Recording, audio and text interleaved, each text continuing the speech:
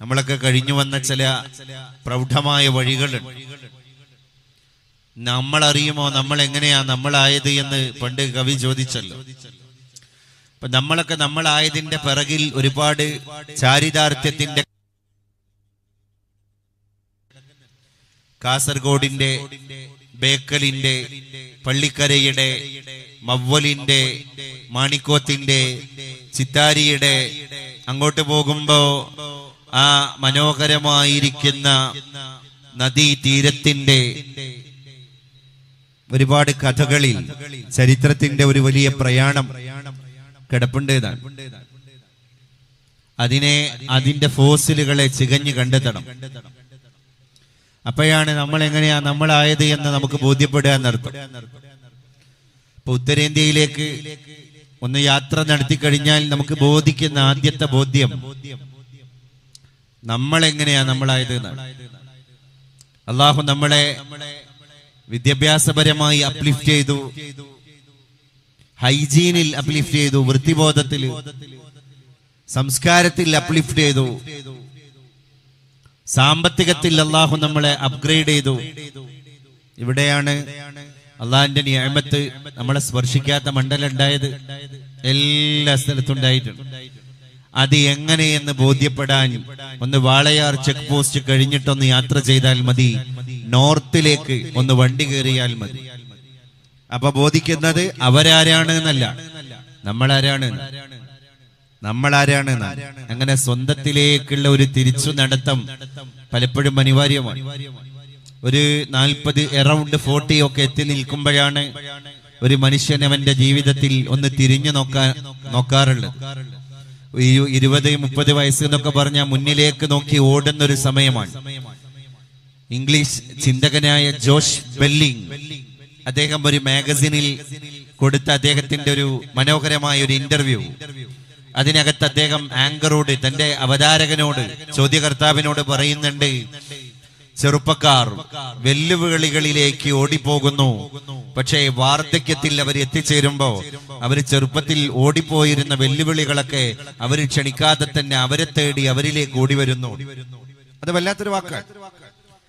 യൗവനത്തിന്റെ തീവ്രതയില്, കൗമാരത്തിന്റെ തീഷ്ണതയില്, ചോരത്തിളപ്പിന്റെ പ്രസരിപ്പില് നമ്മളെ വെല്ലുവിളികളിലേക്ക് അങ്ങോട്ട് ഓടും. ഇപ്പൊ ഇവിടുന്ന് ഇങ്ങനെ ബേക്കൽ കൂടെ വണ്ടി ഓടിച്ചിട്ട് കാസർഗോട്ടേക്ക് പോകുമ്പോ ഒരു കുഴപ്പമുണ്ടാവില്ല. നോർമലി ഒരു 60-60 അല്ലെങ്കിൽ 50 സ്പീഡിൽ ഇങ്ങനെ പോകുന്ന ഒരു കൗമാരക്കാരന്റെ സൈഡിലൂടെ അവനെ പ്രകോപിപ്പിച്ചിട്ട് ഒരു ഹോൺ അടിച്ചിട്ട് ഒരു വണ്ടി ഓവർടേക്ക് ചെയ്ത് പോയാല് അപ്പൊ അവന്റെ ഉള്ളിൽ ഒരു കുറ്റബോധവും ഒരു പൗരബോധവും ഒക്കെ ജനിക്കുകയാണ്. അപ്പൊ ഒരു വീരപരിവേഷം തേട്ടി കടന്നു വരിക. അപ്പൊ അവനോട് അവന്റെ മനസാക്ഷി തന്നെ ചോദിക്കുക, എന്തിനു വേണ്ടടായി, അവൻ തന്നെ ഓവർടേക്ക് ചെയ്ത് പോയില്ലേ? പിന്നെ അവനെ ഓവർടേക്ക് ചെയ്യാന്നുള്ളതാണ് ഈ കുട്ടിയുടെ കൺസേൺ. എന്തുകൊണ്ടാണ്? വെല്ലുവിളികളെ മുന്നിൽ കണ്ടപ്പോ ആ വെല്ലുവിളികളിലേക്ക് ഓടിപ്പോകണം. അതിൽ അപകടം ഉണ്ടാകുമോ? എന്റെ ഉമ്മക്കൊരു കുട്ടിയില്ലാതെ ആവോ? ഞാൻ എന്തെയ്യോ മയ്യത്താവോ? അല്ലെങ്കിൽ ഏതെങ്കിലും രീതിയിലുള്ള ആക്സിഡന്റുകൾക്ക് ഞാൻ വിധേയനാകുമെന്നൊന്നും ആ കുട്ടി അപ്പൊ ആലോചിക്കുന്നില്ല. അതാ ജോഷ് ബെല്ലിംഗ് പറഞ്ഞത്, കൗമാരവും യൗവനവും വെല്ലുവിളികളിലേക്ക് ഓടിപ്പോകുമ്പോ, അവരൊക്കെ വൃദ്ധരാകുമ്പോ, അവര് പണ്ട് ഓടിപ്പോയിരുന്ന വെല്ലുവിളികളൊക്കെ അവര് ക്ഷണിക്കാതെ തന്നെ അവരിലേക്ക് ഓടി വരും. കാലം പകരം കൊടുക്കാതെ തിരിച്ചു പോകൂല എന്നാണ്. സാബിത്തുൽ ബുനാനി എന്ന് പറയുന്ന ഈജിപ്ത് കണ്ടൊരു വിശ്വപണ്ഡിതൻ, ആ മഹാനായ പണ്ഡിതൻ ഈജിപ്തിന്റെ ഗ്രാമത്തിലൂടെ നടന്നു പോകുമ്പോൾ അദ്ദേഹം കണ്ടൊരു കാഴ്ച കിതാബിൽ എഴുതി വെച്ചിട്ടുണ്ട്. റഅയ്തു റജുലൻ യദ്രിബു അബാഹു. ഞാനൊരു മനുഷ്യനെ കണ്ടു. ആര് പറയാൻ? പണ്ഡിതനായ സാബിത്തുൽ ബുനാനി തങ്ങൾ പറയാൻ, ഈജിപ്തിന്റെ ഗ്രാമവീഥിയിലൂടെ ഞാൻ നടന്നു പോകുമ്പോ ആരോഗ്യ ദൃഢഗാത്രനായ ആജാനുബാഹുവായ ഒരു യോദ്ധാവിനെ പോലെ തോന്നിക്കുന്ന നല്ല മല്ലനും കരുത്തനുമായ മൽപിടുത്തത്തിനൊക്കെ പറ്റുന്ന ത്രാണിയുള്ള ഒരു ചെറുപ്പക്കാരനെ ഞാൻ കണ്ടു. എന്താ അവന് പണി? യദ്രിബു അബാഹു, അവനവന്റെ ബാപ്പാനെ അടിക്കുകയാണ്. അപ്പൊ ഒരു മോൻ പിതാവിനെ പ്രഹരിക്കുന്നതാണ് ഞാൻ കണ്ടുപോയ കാഴ്ച. ഞാൻ ഈ ബാപ്പാനെയും മോനെയും അറിയുന്ന ആളാണ്. കാരണം ഈ തല്ല് കൊടുക്കുന്ന മോനും തല്ല് വാങ്ങുന്ന ഉപ്പയും എന്റെ ഗ്രാമനിവാസികളാണ്. അപ്പൊ ഞാൻ ചോദിച്ചു, ഞാൻ അറിയുന്ന നാട്ടുകാരാണല്ലോ, അവർ എന്റെ ഗ്രാമക്കാരാണല്ലോ, അതുകൊണ്ട് ഈ ചെറുപ്പക്കാരനോട് ഞാൻ ചോദിച്ചു, ലിമത്തദ്രിബു അബാക യാ അഖി, എന്തിനാണ് സഹോദര നീ നിന്റെ വാപ്പാനെ അടിക്കണത്? വാപ്പാനെ അങ്ങനെ അടിക്കാൻ പാടില്ലല്ലോ, വാപ്പാനോട് അപമര്യാദയായി പെരുമാറാൻ പാടില്ലല്ലോ. നീ ചെയ്യുന്ന പണി ന്യായീകരിക്കാനോ നീതീകരിക്കാനോ ഒരു വകുപ്പുമില്ലാത്ത പണിയാണ്. അങ്ങനെ ഞാന് ആ ബാപ്പാനെ പ്രഹരിക്കുന്ന, പിതാവിനെ അടിക്കുന്ന, ആക്രമിക്കുന്ന മോനെ തടുക്കാൻ വേണ്ടി ഞാൻ അവന്റെ കൈ പിടിച്ചു വെക്കാൻ വന്നപ്പോ അടികൊള്ളുന്ന പിതാവ്, തല്ലുവാങ്ങുന്ന പിതാവ് തടുക്കാൻ വന്ന എന്നെ പിടിച്ചിട്ട് പറയാണ്, ഖല്ലൂഹു ത്വരീഖഹു, എന്റെ മകനെ നിങ്ങൾ തടുക്കണ്ട, അവന്റെ വഴിക്ക് വിട്ടേക്ക്, ലെറ്റ് ഹിം ഫ്രീ, അവനെ വെറുതെ വിട്ടേക്ക്, അവൻ തല്ലട്ടെ. അപ്പൊ എനിക്ക് വല്ലാത്ത അത്ഭുതമായി. കാരണം തല്ല് വാങ്ങിക്കൊണ്ടിരിക്കുന്നവനെ സഹായിക്കാൻ വേണ്ടിയിട്ട് തല്ലുന്നവനെ തടുക്കാൻ വന്നപ്പോ സാധാരണ നമ്മൾ കേൾക്കുന്ന വാക്കെന്താണ്? ഓ, നീ വന്നതുകൊണ്ട് ഞാൻ രക്ഷപ്പെട്ടു എന്നുള്ളത് ഒരു സന്തോഷത്തിന്റെ വാക്ക. ഇപ്പൊ ഈ വാപ്പ പറഞ്ഞ അടി വാങ്ങണ, അടി കൊള്ളണ വാപ്പ പറയണ എന്താണ്? അവനെ വെറുതെ വിട്, അവനെ അടിക്കട്ടെ. എന്താ നിങ്ങൾ അങ്ങനെ പറയാൻ കാരണം? അപ്പൊ ഈ മൂന്നാമനായിട്ട് ഈ മസ്ലഹത്തിന് വന്ന ഞാനിപ്പോ എന്തായി? അപ്പൊ ഈ വാപ്പ പറഞ്ഞ മറുപടി എന്താ അറിയോ? അത് എനിക്ക് വരവ് വെച്ചതാണ്, വകയിരുത്തപ്പെട്ടതാണ്. കാലത്തിന്റെ കാവ്യനീതി, കാലത്തിന്റെ പോയറ്റിക് ജസ്റ്റിസ്, കാലത്തിന്റെ കാവ്യനീതി, അത് വഴിയിൽ എവിടെയോ എനിക്ക് വേണ്ടി വരവ് വെച്ച് കിടക്കുന്നതാണ്. അത് കിട്ടാതെ ഞാൻ മരിക്കാൻ പറ്റൂല എന്നുള്ളത് വിധിയുടെ ഒരു ധർമ്മമാണ്. അതുകൊണ്ടാണ് ഞാനത് വാങ്ങണത്. എന്നിട്ട് ഇയാൾ പറഞ്ഞു കൊടുക്കുകയാണ്, ഒരുപാട് വർഷങ്ങൾക്ക് മുമ്പ്, പതിറ്റാണ്ടുകൾക്ക് മുൻപ് ഞാൻ ഈ അടിക്കണ മോന്റെ പ്രായത്തിൽ എത്തിയ കാലത്ത്, ഇപ്പൊ എന്നെ അടിക്കണ ഈ മോന്റെ ഒരു യൗവനത്തിന്റെ തീഷ്ണതയുടെ ആ ഒരു പ്രസരിപ്പിന്റെ യുവത്വം എനിക്കുണ്ടായിരുന്നല്ലോ. ആ സമയത്ത് ഈ വഴിയിൽ വെച്ച് എന്റെ വാപ്പാനെ ഞാൻ അടിച്ചിരുന്നു, അത് എനിക്കറിയാം. അപ്പൊ അതുകൊണ്ട് കാലം മരിക്കണതിന്റെ മുമ്പ് എനിക്ക് എന്റെ അക്കൗണ്ടിലേക്ക് വരവ് വെച്ച് സാധനമാണ്, അത് പലിശ സഹിതം സ്വീകരിക്കാതെ ഞാൻ പിരിഞ്ഞു പോകൂല എന്നുള്ളത് കാലം കാത്തുവെച്ച കാവ്യനീതി ആയിരിക്കാം. അതുകൊണ്ട് ഞാനൊന്ന് സ്വസ്ഥായിട്ട് കൊള്ളട്ടെ. അവന്റെ വഴിക്ക് വിട് അല്ലേ? നമ്മളെ ഇതിൽ നിന്ന് ഒരുപാട് ഗുണപാഠങ്ങൾ നമുക്ക് പഠിക്കാണ്ടെന്നാണ്. ഒരുപാട് ഗുണപാഠങ്ങൾ, എസ്പെഷ്യലി നമ്മുടെ ഇൻസ്റ്റയിലും FBയിലും യൂട്യൂബിലും അതുപോലെ തന്നെ ഫ്രീ ഫയറിലും റമ്മിയിലും പബ്ജിയിലും ബ്ലൂവെയിലും OTT ആപ്പിലും ഗെയിമിംഗ് ആപ്പിലും പ്ലാറ്റ്ഫോമുകളിലും ഒക്കെ മാത്രം ജീവിക്കണം, അത് മാത്രം ലാക്കാക്കി ജീവിക്കുന്ന ഒരു തലമുറയോട് നമ്മൾ സംവദിക്കുമ്പോൾ ഇത് പറഞ്ഞു കൊടുക്കണം. നന്ദിയുള്ളവരാകാൻ കുട്ടികളെ പരിശീലിപ്പിക്കണം. ലോകത്തെ ഏറ്റവും വലിയ പരിശീലന കളരിയുടെ സർവകലാശാല അത് വീടാണ്. കാരണം അവിടെയാണ് ഒരു കുട്ടി ജീവിതം കാണുന്നത്. ബാക്കിയുള്ളിടത്തൊക്കെ തിയറി പഠിക്കാണ്. പക്ഷേ നമ്മുടെ കുട്ടി ജീവിതം കാണുന്നത്, ഹോം സയൻസ് പഠിക്കുന്നത് എല്ലാം വീട്ടിന്റെ അകത്ത് വെച്ചാണ്. അതുകൊണ്ട് വീട് ഒരു കുട്ടിയുടെ ജീവിതം പഠിപ്പിക്കുന്ന പഠനമുദ്രകളുടെ ഡിപ്പാർട്ട്മെന്റുകൾ പ്രവർത്തിക്കുന്ന പാഠശാലയാണ്, സർവകലകളുടെയും ശാലയാണ്, സർവകലാശാലയാണ്. ആ വീട്ടിൽ വെച്ചാണ് കുട്ടി നീതി പഠിക്കേണ്ടത്, റെസ്പെക്ട് പഠിക്കേണ്ടത്, പൊളൈറ്റ്നെസ് പഠിക്കേണ്ടത്, കൺസിഡറേഷൻ പഠിക്കേണ്ടത്. എല്ലാ ആളുകളോടും ഞാൻ ഏത് രീതിയിൽ ഇടപഴകണം എന്ന് ഒരു കുട്ടി പഠിക്കേണ്ടത്. ഞാൻ കെയർ ടേക്കർ ഓഫ് സൊസൈറ്റിയാണ്, സമൂഹത്തിന്റെ എല്ലാവരുടെയും കണ്ണീരൊപ്പുന്ന ഒരു സംരക്ഷകനാണ്. അത് എനിക്ക് ആ ദൗത്യം പറയേണ്ടതുണ്ട് എന്ന് ആ കുട്ടിക്ക് ബോധവൽക്കരിക്കേണ്ടത് ഒരു വീടാണ്. ആ വീടിന്റെ കുടുംബകം, ആ കുടുംബത്തിന്റെ ഉത്തരവാദിത്തപ്പെട്ട ഒരു നായകനുണ്ട്. ഇപ്പൊ ബെനഡിക്ട് 16 മാർപ്പാപ്പ അല്ലെ, ലോകത്തോട് വിട പറഞ്ഞിരിക്കുന്ന ഒരു സായാഹ്നമാണ് ഇന്നിന്റെ സായാഹ്നം. 2013 മുതൽ അങ്ങോട്ടുള്ള ഒരു മനോഹരമായ പ്രയാണം. ഒരു പോപ്പിനെ സംബന്ധിച്ചിടത്തോളം 10-30 ലക്ഷം രൂപയുടെ അടുത്ത് ആ പോപ്പ് പദവിയിലിരിക്കുന്ന ലോകത്തെ ഏറ്റവും വലിയ ഇടയൻ, ആ വലിയ ഇടയന്റെ പദവിയിലിരിക്കുന്ന പോപ്പിന് മാർപ്പാപ്പക്കുണ്ടായിട്ട് അത് ത്യജിച്ച്, 1.5 കോടിയുടെ കാറുണ്ടായിട്ട് അത് ത്യജിച്ച്, ഞാൻ സാധാരണക്കാരൻ യാത്ര ചെയ്യുന്ന ട്രാൻസ്പോർട്ടേഷൻ വെഹിക്കിളിൽ യാത്ര ചെയ്യും, എനിക്ക് ജീവിക്കാനുള്ളത് എവിടെ നിന്നെങ്കിലും കിട്ടും എന്നൊക്കെ പറഞ്ഞ് ആ ലാളിത്യത്തിന്റെ മനോഹരമായ മകുടം ചാർത്തി അവസാനം ഗസക്ക് വേണ്ടി ശബ്ദിച്ച് പാതുരാലയത്തിൽ അഡ്മിറ്റായി തിരിച്ചു വന്നപ്പോ വീണ്ടും ഗസയുടെ കാര്യം പറഞ്ഞിട്ടാണ് അദ്ദേഹം ചക്രശ്വാസം വലിച്ച് ലോകത്തോട് വിട പറഞ്ഞു. അപ്പോ ആ ഒരു പദവിയിൽ ഇരുന്നപ്പോ അദ്ദേഹം ഉണ്ടാക്കിയെടുത്ത ചില സംസ്കാരങ്ങള്, ബോധങ്ങള്, അതെന്താണ്? അതാ പദവിയിൽ അദ്ദേഹം പോയിരുന്ന സമയത്ത് അദ്ദേഹത്തിന് ഉണ്ടായ ഒരു ഉത്തരവാദിത്തമാണ് റായി. ഇസ്ലാം ഓരോ ഉത്തരവാദിത്തം കൈയാളുന്ന കൈകാര്യകർത്താക്കൾക്കും കൊടുത്ത പേര് റായി എന്നാണ്. റായി എന്ന വാക്കിന്റെ അർത്ഥം എന്താണ്? ഇടയൻ എന്നാണ്. ഒരുപാട് സ്ഥലത്ത് ഇടയൻ എന്ന് അല്ലാഹുവിന്റെ റസൂല് പ്രയോഗിച്ചിട്ടുണ്ട്. കാരണം ഒന്ന്, അറേബ്യൻ മണലാരണ്യത്തിലെ ജീവിതം തന്നെ ഇടയ ജീവിതമാണ്. ഒരു തരം ഗോട്ട് ലൈഫ്, ആടുജീവിതം, ആടിനെ നോക്കി നടക്കുന്ന ആളുകൾ അതൊരുപാടുണ്ടായിരുന്നു. ആടിനെയും ഒട്ടകത്തെയും മാടുകളെയും നോക്കി നടക്കുന്ന ഒരുപാട് ആളുകളുണ്ടായ അറേബ്യൻ മണലാരണ്യത്തിൽ നിങ്ങൾ ഇടയനാണ് എന്ന് അവരോട് പറഞ്ഞാൽ അവർക്കത് സോദാഹരണം സുവ്യക്തമായി മനസ്സിലാവാൻ. അവർ ഇടയന്റെ റോൾ എന്താണ്? ആടിനെ നോക്കാൻ ഏൽപ്പിക്കപ്പെട്ടിരിക്കുന്ന ഇടയന്റെ ഉത്തരവാദിത്തം ആ ആട് ആരാന്റെ അതിർത്തിയിലേക്ക്, പറമ്പിലേക്ക് അതിലംഘിച്ച് കയറി അവരുടെ കാർഷിക വിഭവങ്ങളെ നശിപ്പിച്ചു കഴിഞ്ഞാൽ ആടിനെ ഒരാളും കോടതി കയറ്റൂല. കോടതി കയറേണ്ടത് ആരാണ്? ഇടയനാൻ. അതുകൊണ്ട് ഭരണീയരുടെ ഉത്തരവാദിത്തങ്ങളെല്ലാം ചുമലിൽ ആവാഹിച്ചെടുത്തിരിക്കുന്ന ഭരണാധികാരിയാണ് റായി, ഇടയൻ എന്ന് പറയുന്നത്. അള്ളാന്റെ റസൂല് പറയാണ്, കുല്ലുക്കും റായിൻ, നിങ്ങളെല്ലാവരും ആടിനെ മേക്കുന്ന ആട്ടിടയന്മാരാണ്. നിങ്ങളെല്ലാവരും ആട്ടിൻപറ്റങ്ങളെ മേക്കാൻ ഏൽപ്പിക്കപ്പെട്ടിരിക്കുന്ന ഇടയവർഗമാണ്, ഇടയന്മാരാൻ.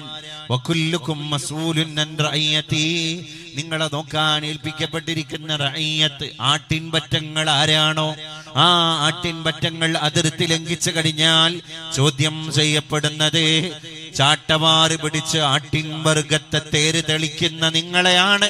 അള്ളാഹു ചോദിക്കുന്നത്, ചോദ്യത്തിന് വിധേയനാക്കുന്നത് നിങ്ങളെയാണ്. ആരൊക്കെയാണ് ആട്ടിടയന്മാര്? ആ ഇടയന്മാരുടെ കീഴിലുള്ള ആട്ടിൻപറ്റങ്ങൾ ആരൊക്കെയാണ് എന്ന് അള്ളാന്റെ റസൂല് മദീന പള്ളിയിൽ ബോധവൽക്കരിക്കുകയാണ്. റസൂലുള്ളാഹി തങ്ങൾ പറഞ്ഞു, വൽ ഇമാമു റായിൻ, ഒരു മഹല്ല് ജമാഅത്തിലെ ഇമാമു റായിയാൻ.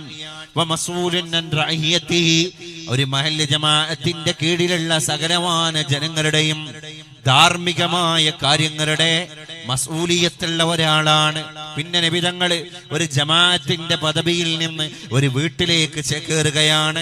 വറജുലു റായിൻ, ഒരു വീട് ഭരിച്ചുകൊണ്ടിരിക്കുന്ന ഒരു വീടിന്റെ പ്രധാനമന്ത്രിയാകുന്ന ആ പുരുഷനുണ്ടല്ലോ, ആ ഉത്തരവാദിത്തമുള്ള ഗൃഹനാഥനുണ്ടല്ലോ, അവൻ റായിയാണ്, അവൻ ഇടയനാണ്. വമസ്ഊലുൻ അൻ റഅയ്യതിഹി, അവന്റെ ആട്ടിൻപറ്റങ്ങൾ അവന്റെ വീട്ടിൽ തന്നെയാണ്. അതവന്റെ ഭാര്യയും മക്കളുമാണ്. അവന്റെ ഭാര്യയും മക്കളും. അതുകൊണ്ട് ഭാര്യന്റെ ഭാഗത്ത് അപാകത ഉണ്ടായാലും മക്കളെ ഭാഗത്ത് അപാകത ഉണ്ടായാലും അതിന് ചോദ്യം ചെയ്യപ്പെടുന്നവൻ ഈ പിതാവാൻ. പിതാവിന്റെ ഭാഗത്ത് നിന്ന് അപാകത ഉണ്ടായാൽ ആ അപാകത തിരുത്തേണ്ടത് ഉത്തരവാദിത്തപ്പെട്ടിരിക്കുന്ന പണ്ഡിതന്മാരാണ്. അങ്ങനെ പോവാണത്. അടുത്ത ഘട്ടത്തിലെ ഇടയ ആരാണ് എന്ന് അല്ലാഹുവിന്റെ റസൂല് പറയാണ്, അതേ വീട്ടിന്റെ ഉള്ളിൽ, അതേ നാലുകെട്ടിന്റെ അതിർത്തിയുടെ ഇടത്താവളത്തിന്റെ ഉള്ളിൽ ഇസ്ലാമിലെ ഒരു പെണ്ണും ഇടയയാണ്. ആട്ടിൻപറ്റങ്ങളെ മേക്കാൻ ഏൽപ്പിക്കപ്പെട്ടിരിക്കുന്ന ഉത്തരവാദിത്തമുള്ള ആളാണ്. അവൾ ചോദ്യം ചെയ്യപ്പെടുന്നവളാണ്.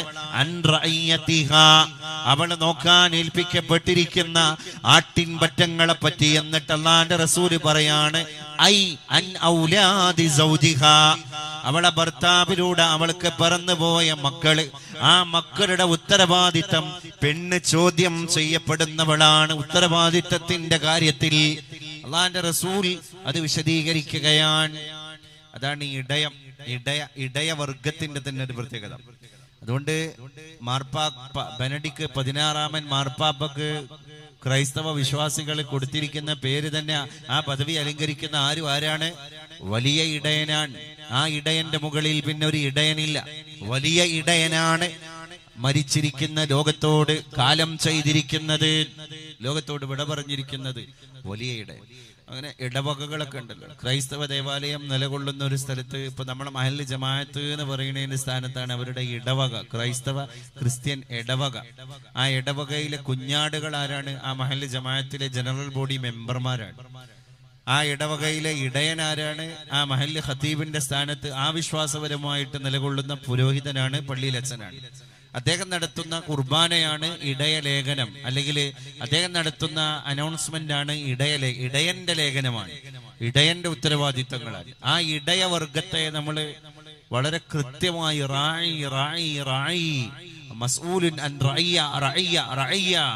ഭരണാധികാരി, ഭരണീയൻ, ഉത്തരവാദിത്തം ഉള്ളവൻ, ചോദ്യം ചെയ്യപ്പെടുന്നവൻ, അത് പങ്കുവച്ചിട്ടല്ലേ തിരുമേനി സല്ലല്ലാഹു അലൈഹി വസല്ലം വിട പറഞ്ഞു പോയത്.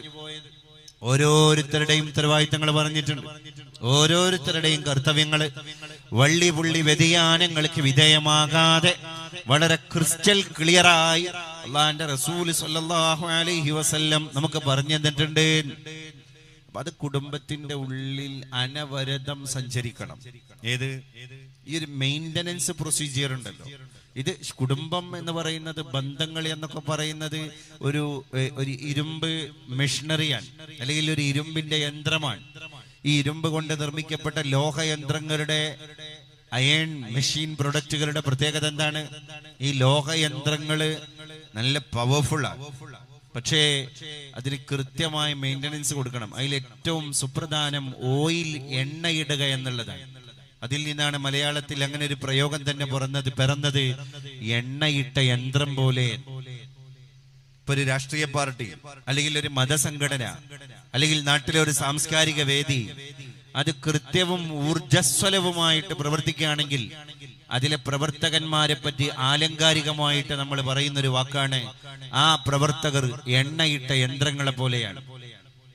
ഒരു കുടുംബ സംവിധാനത്തെ ഉദാഹരണവൽക്കരിച്ചതും അതുപോലെയാണ്. അതുകൊണ്ട് കുടുംബം ഒരു ഇരുമ്പ് യന്ത്രമാണ്, ഒരു മെഷീനറിയാണ്. അതില് ഈ ഓയിൽ മെയിൻ്റനൻസ് ഇങ്ങനെ നടത്തിയിട്ടില്ലെങ്കിൽ അപസ്വരങ്ങൾ ഉണ്ടാകും, അസ്വാരസ്യങ്ങൾ. അസ്വാരസ്യം എന്ന് പറഞ്ഞാൽ തന്നെ എന്താണ്? സ്വരച്ചേർച്ചയല്ല, അത് അസ്വസ്ഥതയുണ്ടാകുന്ന സ്വരങ്ങളാണ്, അത് വിഘടന സ്വരങ്ങളാണ്. അതുകൊണ്ട് കുടുംബം ഒരു ഇരുമ്പ് യന്ത്രമാണ്. ഇരുമ്പ് യന്ത്രങ്ങൾക്കൊക്കെ ഓയിൽ മെയിൻ്റനൻസ് കൊടുക്കണം. നമ്മൾ ഉപയോഗിക്കുന്ന ഒരു വെഹിക്കിള്, കാറ്, ഒരു 2 വീലർ, ഒരു 4 വീലർ, ഒരു 10,000, 15,000, 5,000 ഒക്കെ ഓടുമ്പോ ഒരു നിശ്ചിത കിലോമീറ്റർ അത് കവർ ചെയ്യുമ്പോൾ ഒരു കട്ട് ഓഫ് പീരീഡിൽ എത്തുമ്പോൾ നേരെ ഷോറൂമിലേക്ക് കൊണ്ടുപോകാൻ നമ്മൾ എന്തിനാ കൊണ്ടുപോകുന്നത്? അതിന്റെ മെയിൻ്റനൻസിനാണ്. എന്നിട്ട് ഓയിൽ ചേഞ്ച്, എഞ്ചിൻ ഓയിൽ, അതിന്റെ ക്ലച്ച്, അതിന്റെ സ്റ്റിയറിംഗ്, അതിന്റെ ബ്രേക്ക് സിസ്റ്റം, അതിന്റെ ഇന്റേണൽ എക്സ്റ്റേണൽ പാർട്ടുകളൊക്കെ തന്നെ മെക്കാനിക്ക് ചെക്ക് ചെയ്യാൻ നമ്മളെ കയ്യിൽ തിരിച്ചേൽപ്പിക്കുക. ആ തിരിച്ചു വാങ്ങുമ്പോ നമ്മളൊരു കോൺഫിഡന്റ് ഉണ്ടാകാൻ നമുക്ക്. എന്തേ കാരണം? ഇതിന്റെ പ്രതിപ്രവർത്തനങ്ങൾ സുതാര്യമായിട്ട്, ട്രാൻസ്പാരന്റ് ആയിട്ട് നടന്നു എന്നുള്ളതാണ്. ഈ ഒരു എക്സാമ്പിൾ ഒരു കുടുംബത്തിലേക്കൊന്ന് എടുത്തു വെച്ച് നോക്കുക നമ്മൾ. അപ്പൊ ആ എണ്ണ അങ്ങനെ ഇട്ട് അമ്മാവനാകട്ടെ, അങ്കിളാകട്ടെ, ആന്റി ആകട്ടെ, ഗ്രാൻഡ് പേ ആകട്ടെ, മക്കളാകട്ടെ, മക്കളാകട്ടെ, ചോരബന്ധങ്ങൾ എല്ലാം ഓയിൽ മെയിൻ്റനൻസ് നടക്കേണ്ട ഒരു യന്ത്ര സംവിധാനമാണ്. അത് ഓരോന്ന് അൾട്ടർനേറ്റീവായി നടക്കണം. അത് നടക്കാൻ കുറച്ച് വൈകിപ്പോയാല് ഇരുമ്പിന്റെ യന്ത്രാണ്, ഓയിൽ കിട്ടിയിട്ടില്ലെങ്കിൽ വിജാഗിരിക്കൊക്കെ തുരുമ്പ് വരും. പിന്നെ ഡോറ് തുറക്കുമ്പോഴും അടക്കുമ്പോഴൊക്കെ ശബ്ദം വരും. അതിനാണ് നമ്മൾ അപശബ്ദം എന്ന് പറയാ. അതൊരു സുഖമുള്ള ശബ്ദമല്ല, അതുകൊണ്ടാണ് അപശബ്ദം എന്ന് പറയുന്നത്. ഇംഗ്ലീഷിൽ വോയിസും നോയ്സും ശബ്ദമാണ്, പക്ഷെ വോയിസ് ഒരു ശബ്ദമാണ്, നോയ്സ് മറ്റൊരു ശബ്ദമാണ്. അപ്പൊ അതുപോലെയാണ് അപശബ്ദങ്ങൾ എല്ലാം സ്വരങ്ങളാണ്, അപസ്വരങ്ങൾ, ഉൾക്കൊള്ളാൻ കഴിയാത്ത ശബ്ദകോലാഹലങ്ങൾ. അപ്പൊ അമ്മാവന്റെ വീട്ടിലേക്ക് പോയിട്ട് കുറെ കാലായി, ആ ബന്ധം ഒന്ന് മെയിൻറ്റെയിൻ ചെയ്തിട്ട് ഒരുപാട് കാലമായി. പിന്നെ ഒന്ന് കേറി ചെല്ലാൻ തോന്നിയപ്പോ, കേറിപ്പോയപ്പോ ഒരു അപസ്വരം കേൾക്കുകയാണ്. എന്താ കേറി വന്നത്? ഇത്ര കാലം എവിടെ ഇനി? അതാണ് ഓയിൽ മെയിൻ്റനൻസ് ഇല്ലാത്തതിന്റെ അപര്യാപ്തത നമ്മൾ കാണാൻ. തിക്ത അനുഭവങ്ങൾ കാണാൻ. അനുഭവമാണ്, പക്ഷെ അത് തിക്തമാണ്. തിക്തം എന്ന് നമ്മളെ ഭാഷയിൽ പറഞ്ഞാൽ എന്താണ്? കയ്പ് എന്നാണ്. തിക്തം, തിക്തഫലം, തിക്ത സത്യം, കൈപ്പേറിയ സത്യാണ്, കൈപ്പേറിയ ഫലം, ദുരനുഭവങ്ങളാണ് കിട്ടുന്നത്. അതുകൊണ്ടാണ് അല്ലാഹുവിന്റെ റസൂല് പറഞ്ഞത്, മൻ അഹബ്ബ അയ്യുബ്സത ലഹു ഫീ റിസ്ഖിഹി, നിങ്ങളിൽപ്പെട്ട ആരെങ്കിലും അള്ളാഹു നിങ്ങൾക്ക് ദുനിയാവിൽ തന്നിരിക്കുന്ന റിസ്ഖില് വിശാലത കിട്ടണം എന്ന് താല്പര്യപ്പെടുന്നവരുണ്ടോ? റിസ്ഖില് വിശാലത എന്ന് പറഞ്ഞാൽ എന്താ? ഒരു മനുഷ്യന്റെ ദുനിയാവിലെ ജീവിതം റിലാക്സ് ആയി ജീവിക്കാൻ കഴിയുക, ഫ്ലെക്സിബിൾ ആയി ജീവിക്കാൻ കഴിയാന്നുള്ളത്. എന്ന് പറഞ്ഞാല് അവന്റെ വീടിന്റെ കാര്യത്തിൽ അവന് പ്രയാസമില്ല, ഓക്സിജന്റെ കാര്യത്തിൽ പ്രയാസമില്ല, ഓക്സിജൻ റിസ്ക്കാണ്. ഡ്രസ്സിന്റെ കാര്യത്തിൽ, വെള്ളത്തിന്റെ കാര്യത്തിൽ, ഭക്ഷണത്തിന്റെ കാര്യത്തിൽ, ട്രാൻസ്പോർട്ടേഷന്റെ കാര്യത്തിൽ, കമ്മ്യൂണിക്കേഷന്റെ കാര്യത്തിൽ, അതെല്ലാം നിങ്ങൾക്ക് വളരെ വിശാലമായി കിട്ടണം എന്ന് താല്പര്യമുണ്ടോ?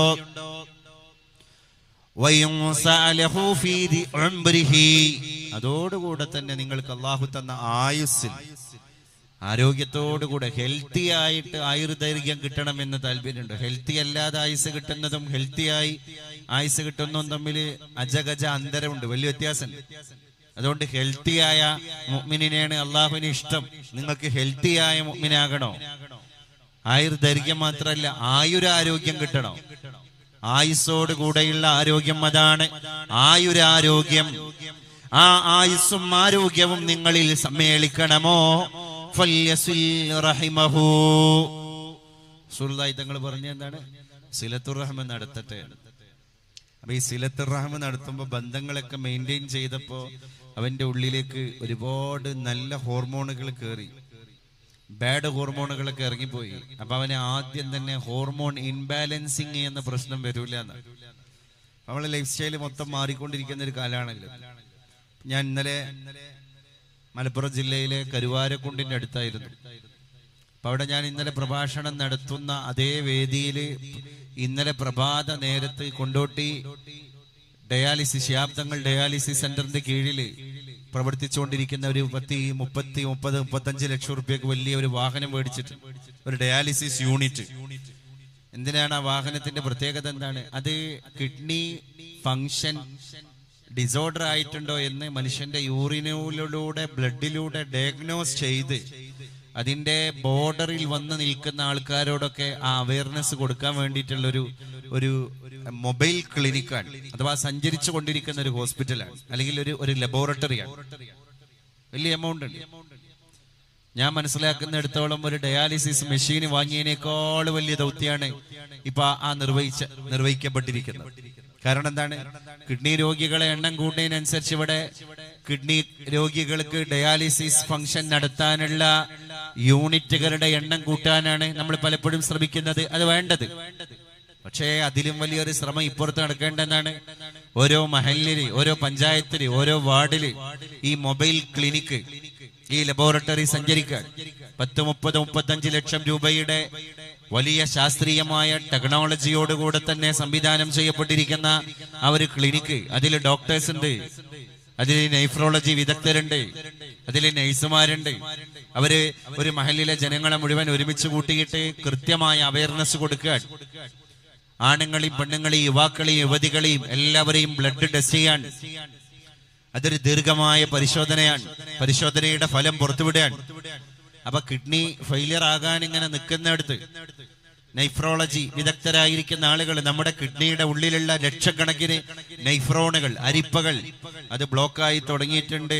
ക്രിയാറ്റിന്റെ അളവ് കൂടാനായിട്ടുണ്ട്. ഇനി ശ്രദ്ധിച്ചാൽ നിങ്ങൾക്ക് അതൊരു പരിധിവരെ കുറച്ചു കൊണ്ടുവന്ന് നോർമൽ ലെവലിലേക്ക് തന്നെ നിങ്ങളുടെ കിഡ്നി ഫംഗ്ഷനെ തിരിച്ചു കൊണ്ടുപോകാൻ കഴിയും. നിങ്ങൾ ബോർഡർ ലൈനിലാണ് എന്ന് ഒരുപാട് നാട്ടിൽ പോയിട്ട് ഈ ലബോറട്ടറി സംവിധാനം ഉപയോഗിച്ചിട്ട് ജനങ്ങളോട് ബ്ലഡ് ടെസ്റ്റ് ചെയ്തതിന്റെ റിസൾട്ടിലൂടെ അവയർനെസ് കൊടുക്കാൻ കഴിഞ്ഞു. അതുകൊണ്ട് എന്തുണ്ടായി? ഓരോ നാട്ടിലും പഞ്ചായത്തിലും കിഡ്നി രോഗം സ്ഥിരീകരിക്കപ്പെടുന്ന ആളുകളുടെ എണ്ണം ഗണ്യമായിട്ട് നമുക്ക് കുറച്ചു കൊണ്ടുവരാൻ കഴിയും.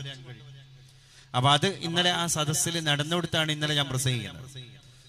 അപ്പൊ എനിക്ക് അങ്ങനെ തോന്നി, അവരോട് ഈ വിഷയവുമായിട്ടുള്ള കാര്യങ്ങളൊക്കെ നമ്മൾ കൊടുക്കേണ്ടതാണല്ലോ, ധാർമ്മികമായിട്ട് നമ്മളെ ഉത്തരവാദിത്തമാണല്ലോ. നമ്മളെ ഫുഡ്, നമ്മളെ ഭക്ഷണ സംസ്കാരങ്ങൾ എല്ലാം മാറിയില്ലേ? പഴയ പോലെയല്ല. റിച്ച് ഫുഡുകളാണ് ഇന്ന് പലപ്പോഴും നമ്മൾ കഴിച്ചുകൊണ്ടിരിക്കുന്നത്. പഴയ കാലത്ത് അന്നജമുള്ള ഭക്ഷണങ്ങളാണ് കഴിക്കുന്നത്. അന്നജമുള്ള ഭക്ഷണം കഴിക്കുമ്പോൾ തന്നെ എത്ര പ്രോട്ടീന്, കലോറിൻ അവരുടെ ബോഡിയിലേക്ക് കയറിപ്പോയാലും അതിനെ ബേൺ ചെയ്യാൻ അവരെ കയ്യിൽ തന്നെ അധ്വാനമുണ്ട്. പാടത്തേക്ക് ഇറങ്ങാൻ, വയലേലയിലേക്ക് ഇറങ്ങാൻ, കുടുംബസമേതം ഇറങ്ങാൻ, വേർപ്പൊലിപ്പിച്ചിട്ട് കഠിനാധ്വാനം നടത്താണ് കദ്ദുല്യമീൻ വറഖുൽ ജബീൻ. ഇത് നെറ്റിത്തടത്തിലെ വിയർപ്പാണ്, ഇത് കൈയിന്റെ മുഷ്ടിയുടെ അധ്വാനമാണ്, കൈയിന്റെ അധ്വാനമാണ്, കായിക ബലത്തിന്റെ ശ്രമമാണ്. അങ്ങനെ ഒരു കപ്പ പുഴുങ്ങിയത്, ഒരു ചേമ്പ് കൊണ്ടുവന്നത്, ഒരു കയ്പ കായ്ച്ചത്, ഒരു വാഴ നട്ടത്, ഒരു നെൽകൃഷി ചെയ്തത്, കാർഷിക വൃത്തിയിൽ മരം നടിയിൽ കർമ്മങ്ങളിൽ നമ്മൾ ഏർപ്പെട്ടത്, നമ്മൾ പച്ചക്കറി ഉണ്ടാക്കിയത്, നമ്മൾ പഴവർഗ്ഗങ്ങളെ ഉൽപ്പാദിപ്പിച്ചത്, അതും വളരെ ഓർഗാനിക് ആയിട്ടുള്ള അമ്ലം കലരാത്ത രാസപദാർത്ഥങ്ങൾ ചേരാത്ത മണ്ണിന് എറിഞ്ഞു കൊടുത്തപ്പോ മണ്ണ് നന്ദിയോടുകൂടെ തിരിച്ചു തന്നിരിക്കുന്ന ഭക്ഷണങ്ങളെ കഴിച്ച ആളുകളാണ്. ആ കാരണന്മാര് 4 കഷ്ണം കപ്പ കഴിച്ച് അതിന്റെ കേറിപ്പോയ അന്നജം അവിടെ തന്നെ ആ കൃഷിയിടത്തിൽ തന്നെ ബേൺ ചെയ്യാൻ അവരധ്വാനം അങ്ങനെയാണ്. തൂമ്പ കയ്യിലുണ്ട്, കൈക്കോട്ടുണ്ട്, പിക്കാസുണ്ട്, മഴുണ്ട്, കടാരയുണ്ട്, അരിവാളുണ്ട്, എല്ലാം ആ അധ്വാനത്തിന്റെ ആയുധങ്ങളാണ്. റിഫാഅത്ത് ഇബ്നു റാഫി എന്ന് പറയുന്ന ഒരു സഹാബി മദീനയിലെ പള്ളിയിൽ വെച്ചൊരു ഹദീസ് റിപ്പോർട്ട് ചെയ്യാണ്. സുഇലൻ നബിയ സല്ലല്ലാഹു അലൈഹി വസല്ലം, ഞങ്ങൾ മദീനത്തെ പള്ളിയിൽ ഇരിക്കുമ്പോൾ അള്ളാന്റെ റസൂലിന്റെ അടുക്കലേക്ക് ഒരാൾ കയറി വന്നിട്ട് പുണ്യ നബിയോട് ചോദിക്കുകയാണ്, അയ്യുൽ അമലി അത്യബു യാ റസൂലല്ലാഹ്, ശുദ്ധ നബിയേ ഏത് അമലാണ് അത്യബ്? അത്യബ് എന്ന് പറഞ്ഞാൽ ത്വയ്യിബാൻ, ശുദ്ധം. നമ്മൾ പറയാറില്ലേ, പഴയ മലബാറിലെ കാരണന്മാർ ദുആ ചെയ്തിരുന്നു, അല്ലാഹുവേ നീ ഞങ്ങൾക്ക് ഭക്ഷണം തരുന്നത് ഹലാലും ത്വയ്യിബുമാക്കണേ റബ്ബേ. അപ്പൊ അവർക്ക് ഹലാല് മാത്രമായാൽ പോരാ, അവർക്ക് ഭക്ഷണം ഹലാല് മാത്രമായാൽ പോരാ, ത്വയ്യിബ് കൂടിയാകണം. അങ്ങനെ അവർ മനഃപൂർവ്വം ദ്വാരുന്നു. ആലിമീങ്ങളുടെ വയല് കേട്ടിട്ട്, അല്ലാഹുവേ ഞങ്ങളുടെ റിസ്ക് നീ ഹലാലും ത്വയ്യിബും ആക്കണേ റബ്ബേ. ഈ സഹാബി ചോദിച്ചത് അയ്യുൽ അമലി അത്യബു യാ റസൂലല്ലാഹ്, അല്ലാഹുവിന്റെ പരിശുദ്ധ റസൂലേ ഏത് അമലാണ്, ഏത് ജോലിയാണ് ഏറ്റവും നല്ല ജോലി? അതെന്നറിയാൻ താല്പര്യമുണ്ട്. പുണ്യ നബി പറഞ്ഞു പോയി, കസ്ബു യദിൽ അമൽ വകുല്ലു ബൈഇൻ മബ്റൂർ. നമ്മൾ കൈകൊണ്ട് അധ്വാനിക്കുന്ന അധ്വാനമാണ് പിന്നെ മബ്റൂറായ എല്ലാ കച്ചവടമാണ്.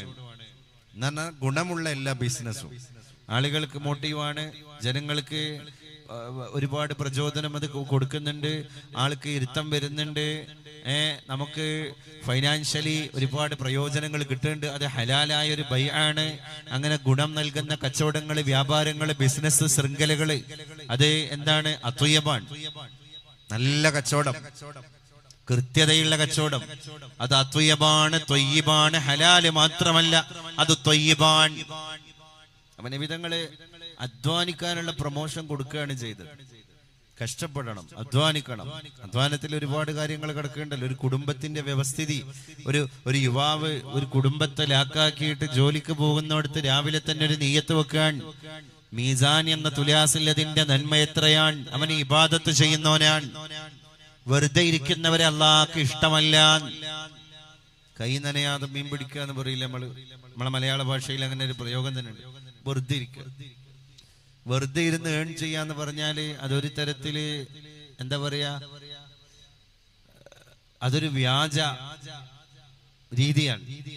അതുകൊണ്ട് ഇസ്ലാം അതിന് പ്രൊമോഷൻ കൊടുക്കണില്ല, ഒരിക്കലുമില്ല. ഗീതയിൽ പറയുന്നുണ്ട്, ഗീതയിൽ ഒരു വചനം തന്നെയുണ്ട്, നിങ്ങള് അധ്വാനിക്കാതെ ആഹരിക്കുന്ന ആഹാരം മോഷ്ടിച്ച വസ്തുവാണ്. അത് കൃത്യമായിട്ട് ഹൈന്ദവ വിശ്വാസികളെ ഗീത ബോധവൽക്കരിക്കാൻ. ക്രൈസ്തവ ദേവാലയങ്ങളുടെ ഭിത്തികളിലൊക്കെ തന്നെ എഴുതി വെച്ചത് കാണാൻ സാധിക്കും, നിങ്ങൾ നിങ്ങളുടെ നെറ്റിത്തടത്തിൽ നിന്ന് വേർപ്പ് കണങ്ങൾ ഒഴുക്കിയിട്ട് നിങ്ങൾ ആഹാരം ആഹരിക്കുവീൻ. അപ്പൊ ആഹാരം ആഹരിക്കണമെങ്കിൽ നമ്മൾ നെറ്റിത്തടത്തിൽ നിന്ന് വേർപ്പൊഴിക്കണം എന്ന് പറഞ്ഞാൽ കസ്ബ്, കസ്ബ് അധ്വാനം വേണം. ഖൈറുൽ കസ്ബി കസ്ബു യദിൽ അമൽ. പുണ്യ നബി സല്ലല്ലാഹു അലൈഹി വസല്ലം പറഞ്ഞത് ഏറ്റവും നല്ലത് തൊഴില് അത് കസ്ബുൽ അമലാണ്, യദുൽ അമലുൽ യദാൻ, കൈകൊണ്ടുള്ള അധ്വാനമാണ്. അധ്വാനങ്ങൾ ലോകത്ത് അനിവാര്യമാണ്. അനിവാര്യമായ കാര്യങ്ങളൊക്കെ നമ്മൾ ചെയ്യണം. എന്നിട്ട് പറയാണ്, ഫഇന്ന നബിയല്ലാഹി ദാവൂദ് അലൈഹിസ്സലാം, സഹാബ ഞാൻ അധ്വാനിക്കണം എന്ന് കുടുംബത്തിന് വേണ്ടി നിങ്ങൾ പണിയെടുക്കണം നിങ്ങളോട് എന്ന് നിങ്ങളോട് പറയുന്നത് നമ്മുടെ പ്രവാചകനായിരുന്ന സയ്യിദുനാ ദാവൂദ് അലൈഹിസ്സലാം. കാന യഅമലു ബിയദിഹി യസ്നഉ ദുറൂ, പടയങ്കി നിർമ്മിക്കലായിരുന്നു പണി. ദാവൂദ് നബി അലൈഹി സ്വലാത്തു വസ്സലാമിന് അല്ലാഹു തആല അലന്നാ ലഹുൽ ഹദീദ്, ഇരുമ്പിനെ നമ്മൾ ദാവൂദ് പ്രവാചകൻ അലൈഹിസ്സലാം നമ്മൾ എന്ത് ചെയ്തു? ഉരുക്കി കൊടുക്കുകയാണ്. വെണ്ണ പോലെ ലാളിത്യം കലർന്നതാക്കി കൊടുക്കുകയാണ്. അതുകൊണ്ട് ദാവൂദ് അലൈഹിസ്സലാത്തു വസ്സലാം നല്ല മനോഹരമായ ജോലി ചെയ്ത് ജീവിച്ച ആളാണ്. കാന യസ്നഉ ദുറൂഅ്, വരുന്ന ആളുകൾക്ക് പടയങ്കി, പടച്ചട്ട നിർമ്മിച്ചു കൊടുക്കുന്ന പണിയായിരുന്നു ദാവൂദ് നബി അലൈഹിസ്സലാത്തു വസ്സലാമിന് ഉണ്ടായിരുന്നത് എന്ന് ചരിത്രത്തിൽ നമുക്ക് കാണാൻ സാധിക്കും. അപ്പൊ ഇവിടെ അധ്വാനപരത, മനുഷ്യനെ അധ്വാനിക്കാൻ വേണ്ടിയിട്ട് ചട്ടം കെട്ടിക്കുകയാണ് മതം, അല്ലേ? പണിയെടുത്തുകൊണ്ടിരിക്കണം എന്ന് പറയാൻ. അപ്പൊ അതിൽ നമുക്ക് കുറെ ഹെൽത്തി ഫാക്ടറുകൾ കിടക്കുന്നുണ്ടല്ലോ, ഹെൽത്തിന്റെ ഒരുപാട് കാര്യങ്ങൾ കിടക്കുന്നുണ്ടല്ലോ.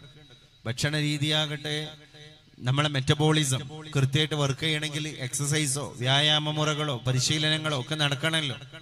അതെല്ലാം ഇതിലൂടെ ഉണ്ടാകാൻ, പിന്നെ മനസ്സംതൃപ്തി ഉണ്ടാകാൻ, അതൊക്കെ ഒരു കുടുംബത്തിന്റെ ഒരു വലിയൊരു പുരോഗതിയായി മാറുകയാണ്.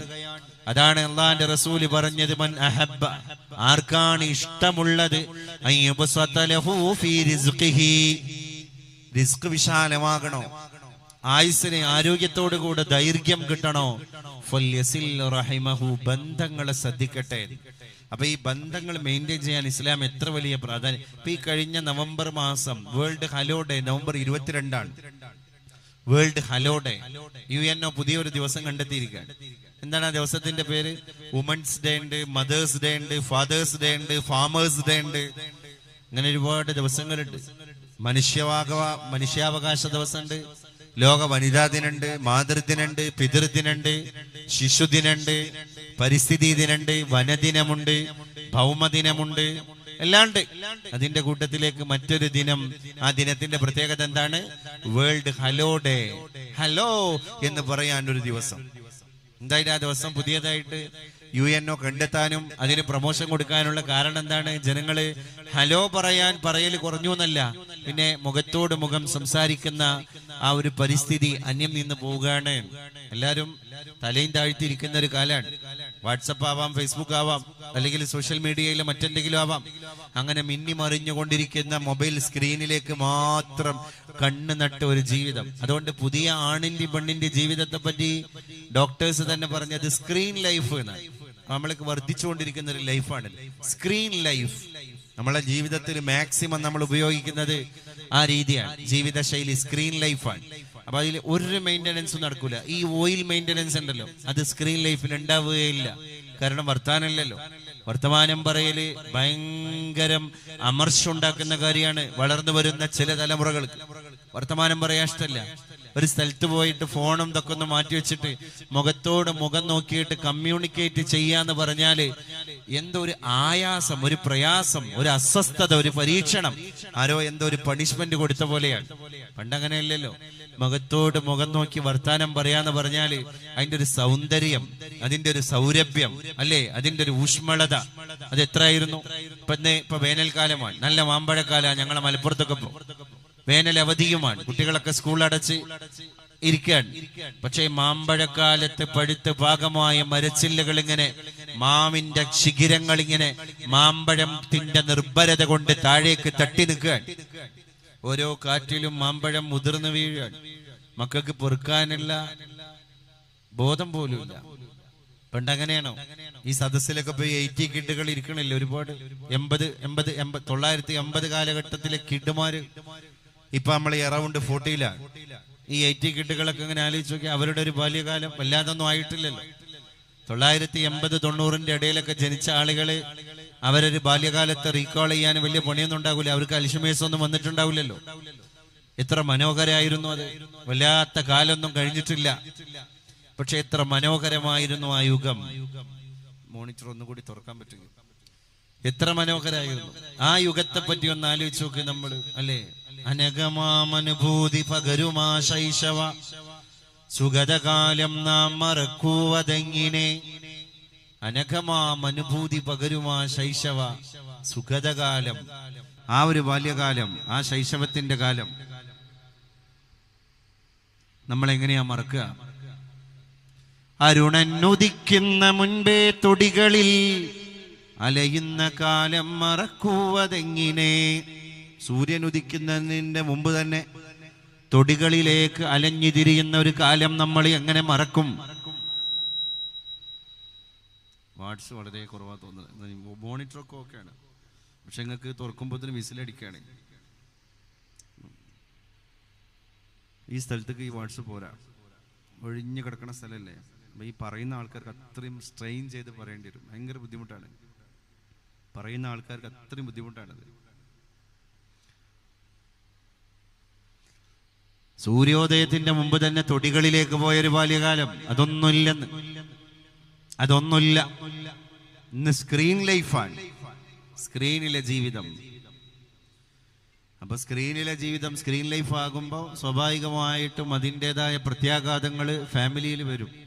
കാരണം വർത്തമാനം പറയാൻ താല്പര്യമില്ലാത്ത ആൾക്കാർ, ഈ സമ്പർക്കങ്ങൾ കുറഞ്ഞാൽ, വർത്തമാനം കുറഞ്ഞാൽ തന്നെ എന്താ ഉണ്ടാകാൻ പോകുന്നത്? എല്ലായിടത്തും പിന്നെ ദുരൂഹതയായിരിക്കുന്ന ഫാമിലി അറ്റ്മോസ്ഫിയറിൽ ഒരു സുഖം ഉണ്ടാവില്ല. വീട് കാണാനും വീട്ടുകാരെ കാണാനും ഒക്കെ നല്ല മൊഞ്ച.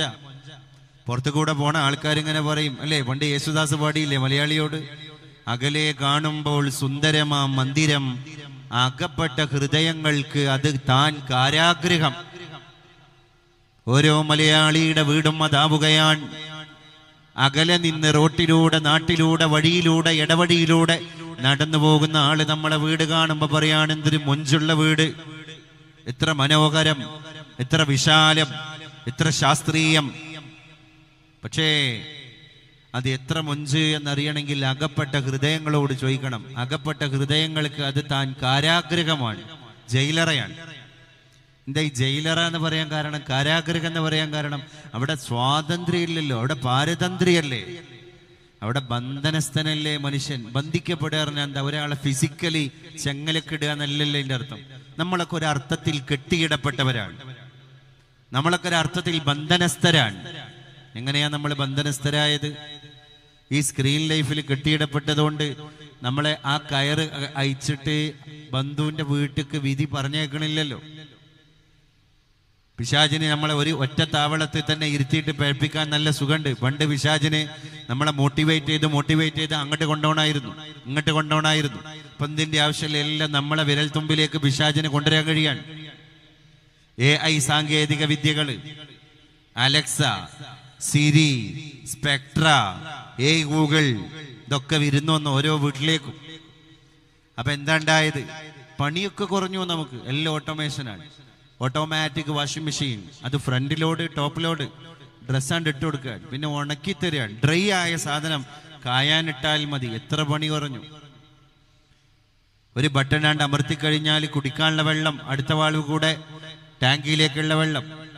ചെടിയൊക്കെ നനക്കണമെങ്കിൽ, പച്ചക്കറികളെ നനക്കണമെങ്കിൽ ട്രിപ്പ് ഇറിഗേഷൻ, അവിടെ ഒരു ഓട്ടോമേഷന്റെ ഒരു മെഷീനറി ഫിറ്റ് ചെയ്ത് കഴിഞ്ഞാൽ രാവിലെ അത് നനച്ചോളും, വൈകുന്നേരം അത് നനച്ചോളും.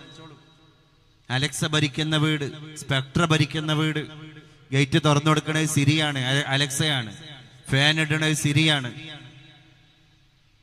എല്ലാ കാര്യങ്ങളും ചെയ്യാൻ ആളുണ്ട്, അല്ലെങ്കിൽ സംവിധാനങ്ങളുണ്ട്, റോബോട്ടുകളുണ്ട്, ക്ലീൻ ചെയ്യാൻ വരെ മെഷീനുകളുണ്ട്. പക്ഷേ ഹലോ ഡേ, നിങ്ങൾ ഹലോ എന്ന് പറയാൻ ഒരു ദിവസം ഞങ്ങൾ കണ്ടെത്തിയിരിക്കുന്നു എന്ന് യുണൈറ്റഡ് നാഷൻ ഓർഗനൈസേഷൻ മനുഷ്യനോട് പറയാണ്. എൻ്റെ ഈ മെയിൻ്റനൻസിന്റെ കമ്മി.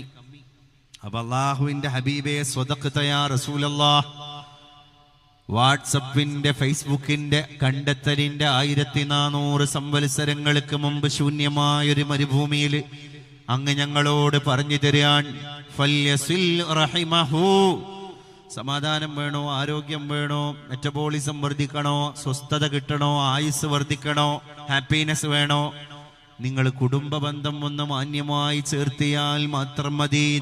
ഈ കുടുംബ ബന്ധം ചേർത്തൽ എന്ന് പറഞ്ഞാൽ അങ്ങോട്ട് പോവാണ്, ട്രാവൽ ചെയ്യാൻ, എന്നിട്ട് മുഖത്തോട് മുഖം നോക്കി സംസാരിക്കാൻ. സ്ക്രീൻ ലൈഫിന് കുടുംബ ബന്ധം ചേർക്കാൻ കഴിയൂല, അറ്റാച്ച്മെന്റ് കുറയും അല്ലേ. അപ്പൊ അവിടെ ഈ കാര്യങ്ങളുടെ സുതാര്യത അല്ലാഹു നമുക്ക് എല്ലാ നിയമത്തും തന്നില്ലേ. എന്ത് നിയമത്തിന്റെ കമ്മിയാണ് നമുക്കുള്ളത്? എല്ലാ നിയമത്തും തന്നു. അതുകൊണ്ട് പാകപ്പെടലുണ്ടായി എന്നാണ്.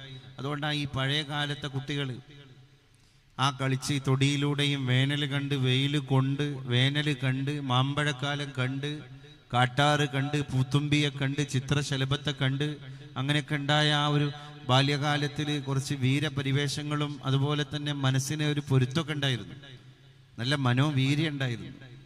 ഇപ്പൊ പ്രവാസികൾ തന്നെ പറയാറുണ്ട്, കുട്ടികളെ ഭാഷ കമ്മ്യൂണിക്കേഷൻ ഉഷാറാകണമെങ്കിൽ ഗൾഫിൽ വളരണം, ഗൾഫിൽ സ്കൂളിൽ പോകണം. അതൊക്കെ ശരിയാണ്, നല്ല എഡ്യൂക്കേഷൻ കിട്ടും, പക്ഷേ ജീവിതം കിട്ടണില്ല. എന്നിട്ട് ചില പ്രവാസികൾ കഷ്ടപ്പെട്ടിട്ട് അവിടുന്ന് പറിച്ച് പ്ലക്ക് ചെയ്ത് പറിച്ച് പിഴുത് മാറ്റിയിട്ട് നാട്ടിൽ കൊണ്ടുവന്ന് ചേർക്കുക. എന്തിനാ അറിയോ? ജീവിതം പഠിക്കാൻ. ഇപ്പോഴത്തെ സാഹചര്യത്തെ പറ്റിയല്ലേ ഞാൻ പറയുന്നു, ജീവിതം. കാരണം കളിപ്പാടങ്ങളിൽ ഫുട്ബോൾ കളിച്ചുകൊണ്ടിരിക്കുക, ടർഫല്ല, സാധാരണ മണ്ണിന്റെ മൈതാനം. ആ ഫുട്ബോൾ കളിച്ചുകൊണ്ടിരിക്കണതിൻ്റെ ഇടയിൽ 7 വയസ്സോ 8 വയസ്സോ ഉള്ള നമ്മളെ അന്നത്തെ ആൺകുട്ടി വീണ് അവന്റെ കാലിന്റെ മുട്ടിന്റെ ഭാഗത്ത് നിന്ന് നന്നായി തൊലിയുരിഞ്ഞ് കലശലായ വേദനയുണ്ട്, ചോരെങ്ങനെ നിർഗളിക്കുന്നുണ്ട്. അവൻ റഫറിയുടെ അടുത്ത് പോയിട്ടൊരു പെർമിഷൻ വാങ്ങാൻ, 2 മിനിറ്റ് ഞാനിപ്പോൾ വരാൻ. വെപ്രാളപ്പെട്ട് കരഞ്ഞ് മാറത്തടിച്ചിട്ട് വീട്ടിലേക്ക് ഓടുകയല്ല അവനിതറിയാം, ഇത് സ്വാഭാവികതയാണ് എൻ്റെ ജീവിതത്തിൽ.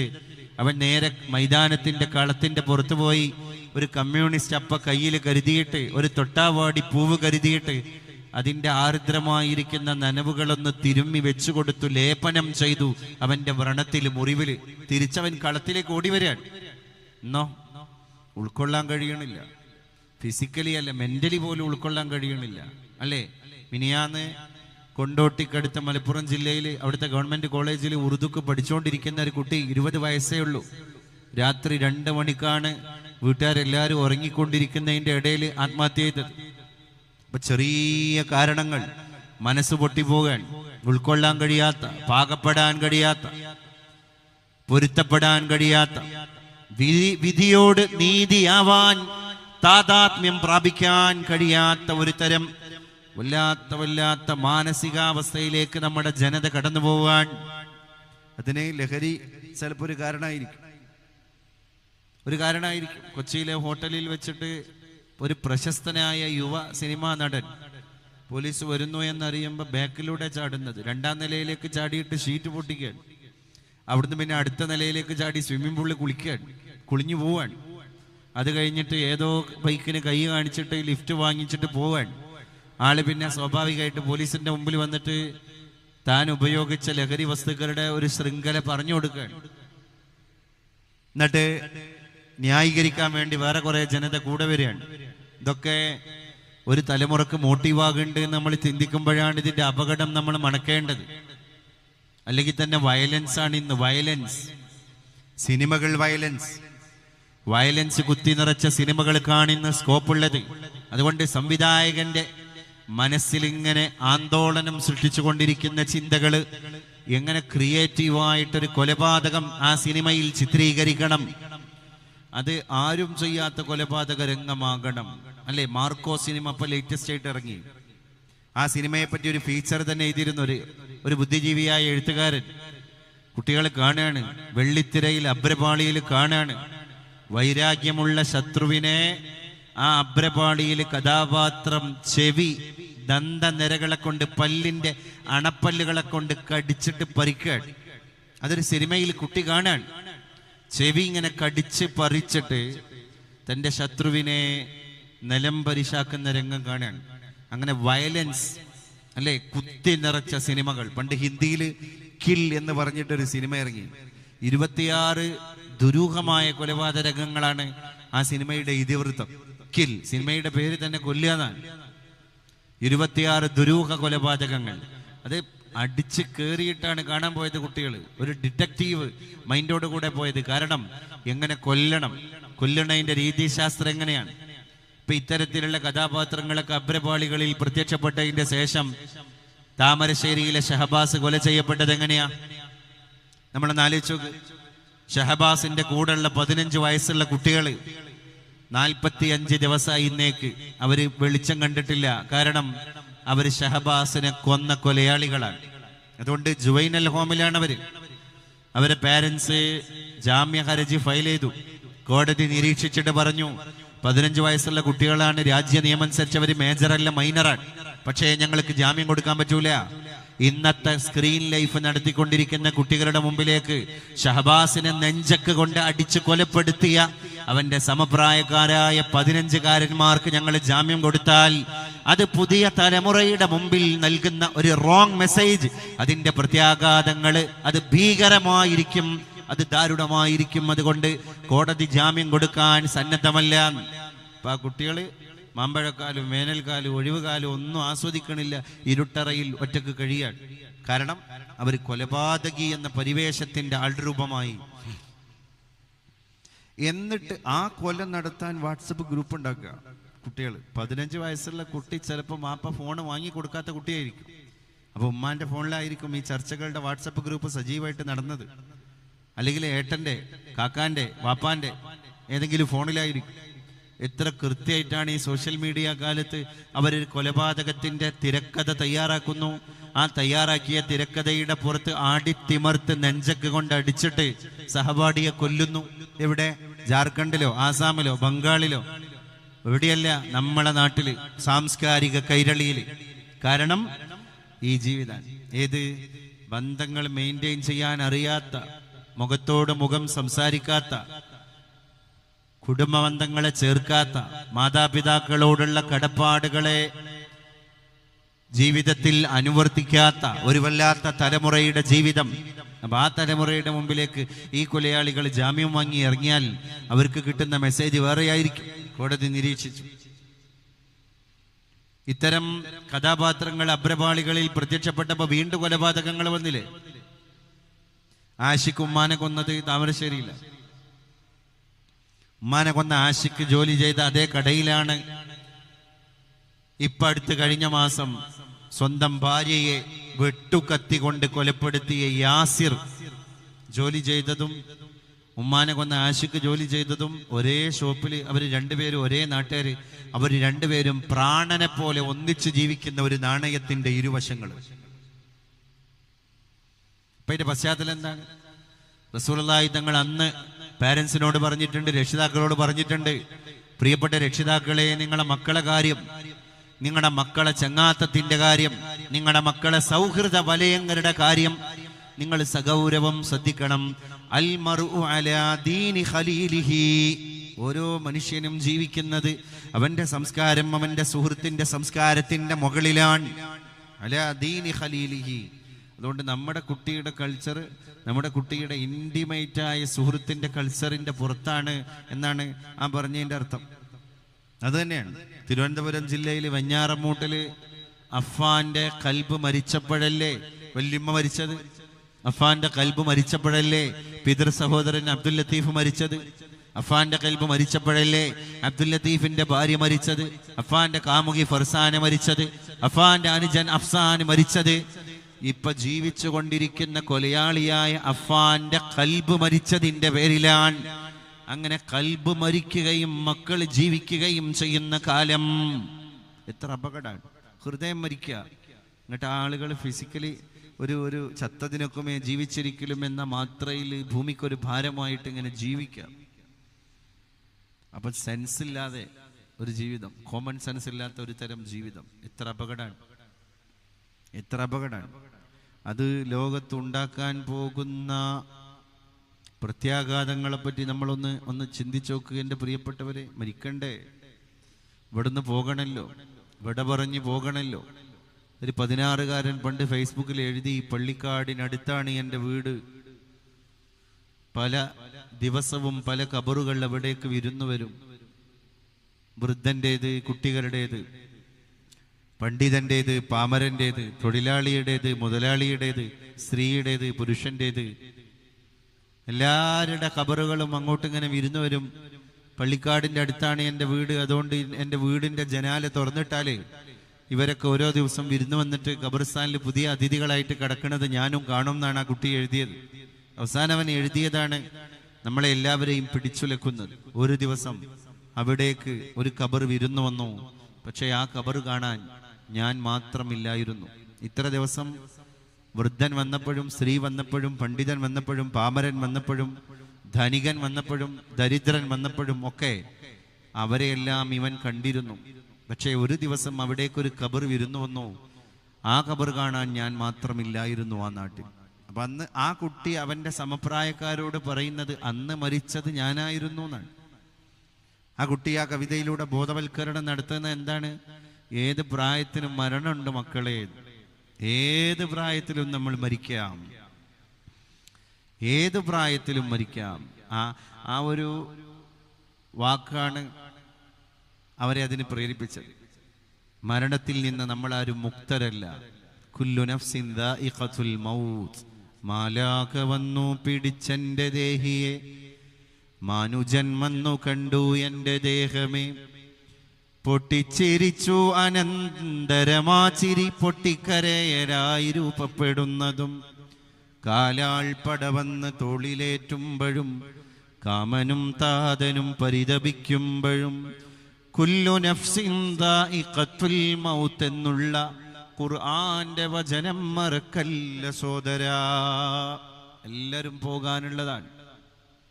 അപ്പോൾ ജീവിതം ഒരു മനുഷ്യന് മനോഹാരിത കൊടുക്കണം എന്നാണ്. ആത്മഹത്യയിലേക്ക് ചാടി വീഴാൻ നിൽക്കുന്ന ഒരു ചെറുപ്പക്കാരനെ കേരള പോലീസ് രക്ഷിക്കുന്ന രംഗം മിനിയാന്ന് കണ്ടു നമ്മൾ. ഒരു ബ്രിഡ്ജിന്റെ മുകളിൽ നിന്ന് താഴേക്ക് വലിയ അഗാധതയുള്ള പുഴയിലേക്ക് ചാടുക. വീട്ടിലെ പ്രശ്നമാണ്, കുടുംബ പ്രശ്നമാണ്, സമാധാനമില്ല, അസ്വസ്ഥതയാണ്. ഇനി ഞാൻ ജീവിച്ചിട്ട് കാര്യമില്ല, മരിക്കാൻ വേണ്ടി മാത്രം നിയ്യത്താക്കിയിട്ട് ഇറങ്ങി പുറപ്പെട്ടതാണവൻ.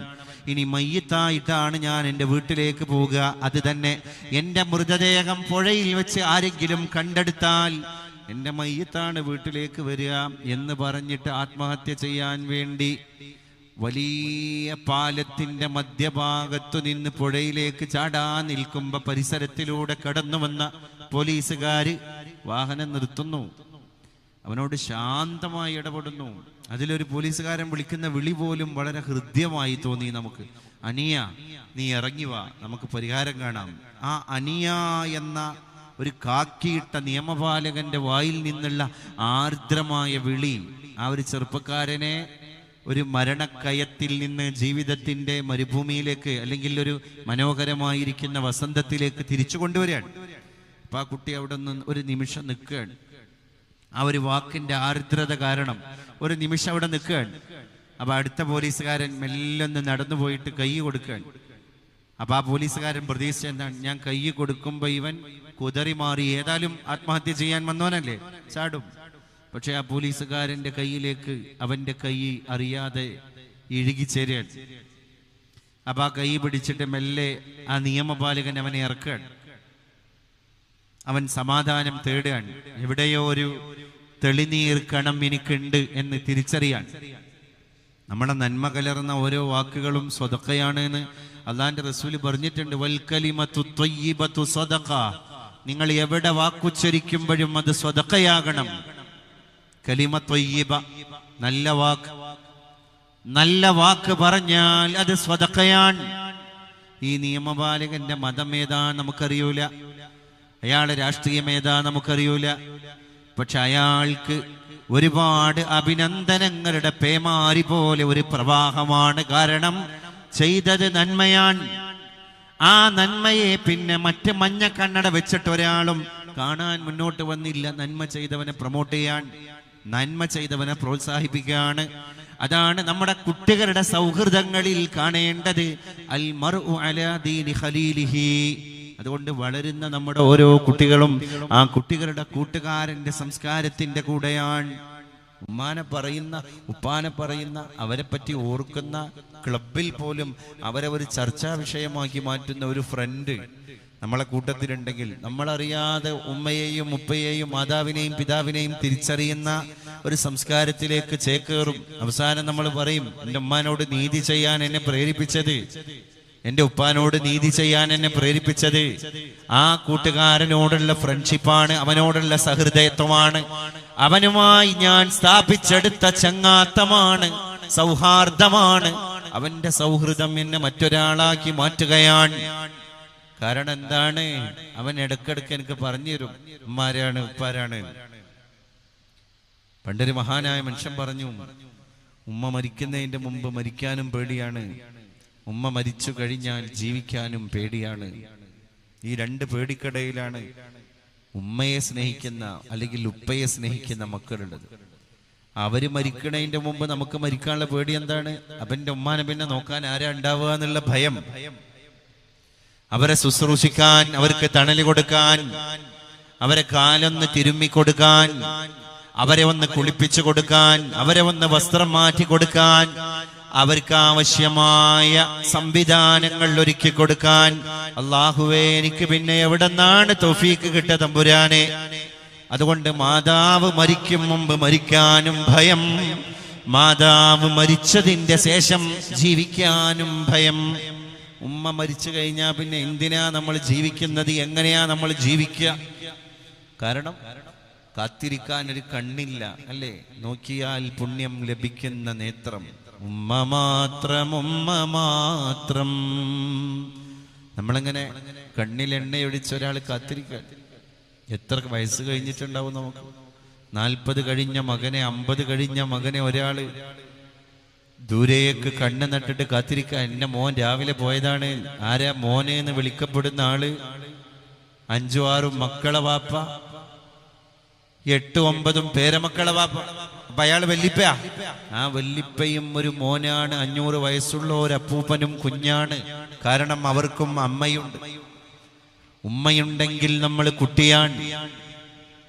അതാണ് അല്ലാഹു ഖുർആനിൽ പറഞ്ഞത്, വഖളാ റബ്ബുക അല്ലാ തഅബുദൂ ഇല്ലാ ഇയ്യാ.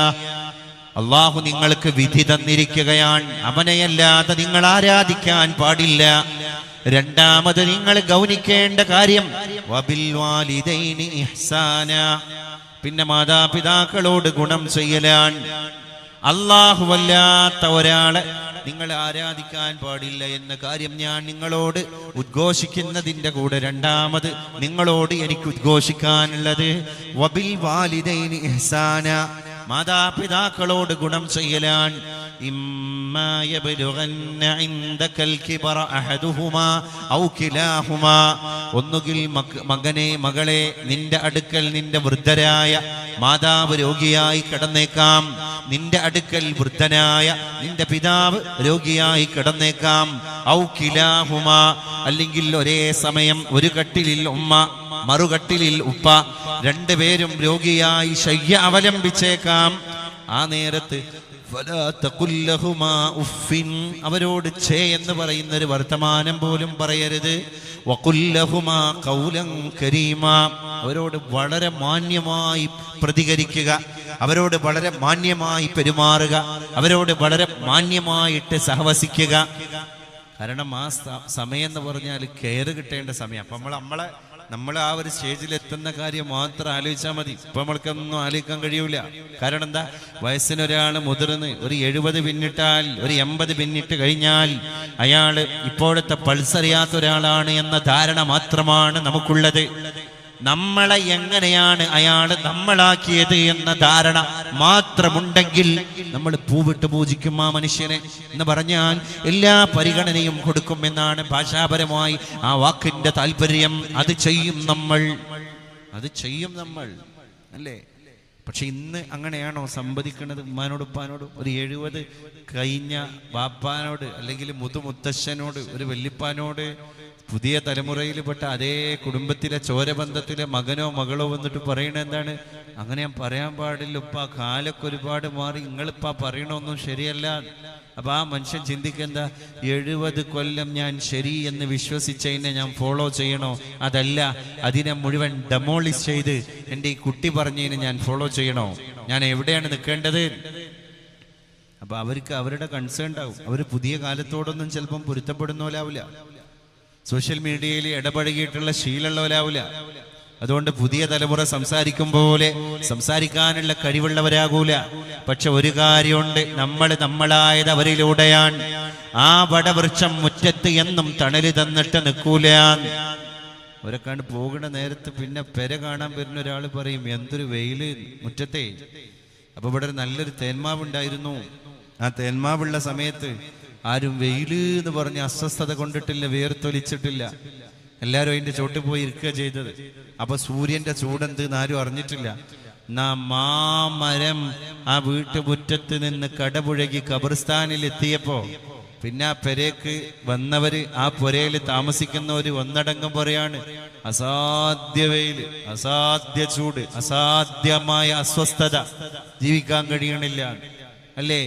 വാപ്പ പോയൊരു വീടിനെ പറ്റി ചിന്തിക്കണം, ഉമ്മ ഇറങ്ങിപ്പോയൊരു വീടിനെ പറ്റി ചിന്തിക്കണം. അപ്പോഴാണ് അവരുണ്ടാക്കിയ അസ്ഥിത്തറയുടെ വീര്യവും മൊഞ്ചും നമുക്ക് മനസ്സിലാകുള്ളൂ. പ്രിയപ്പെട്ടവരെ, നമ്മളെ കുട്ടി ബക്കറ്റായിട്ട് വരുന്നുണ്ട്.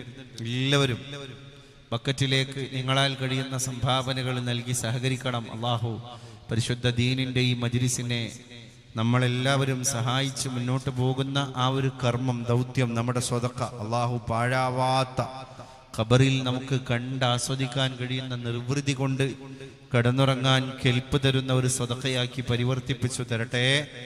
അസ്രായിൽ അലൈഹിസ്സലാമിനെ കണ്ടുമുട്ടുമ്പോൾ ചിരിച്ച് സ്വീകരിക്കാനും സ്വർഗം കണ്ട് മരണം വരിക്കാനും ഒക്കെ നമുക്ക് കാരണമാക്കുന്ന ഒരു സ്വതക്കയായി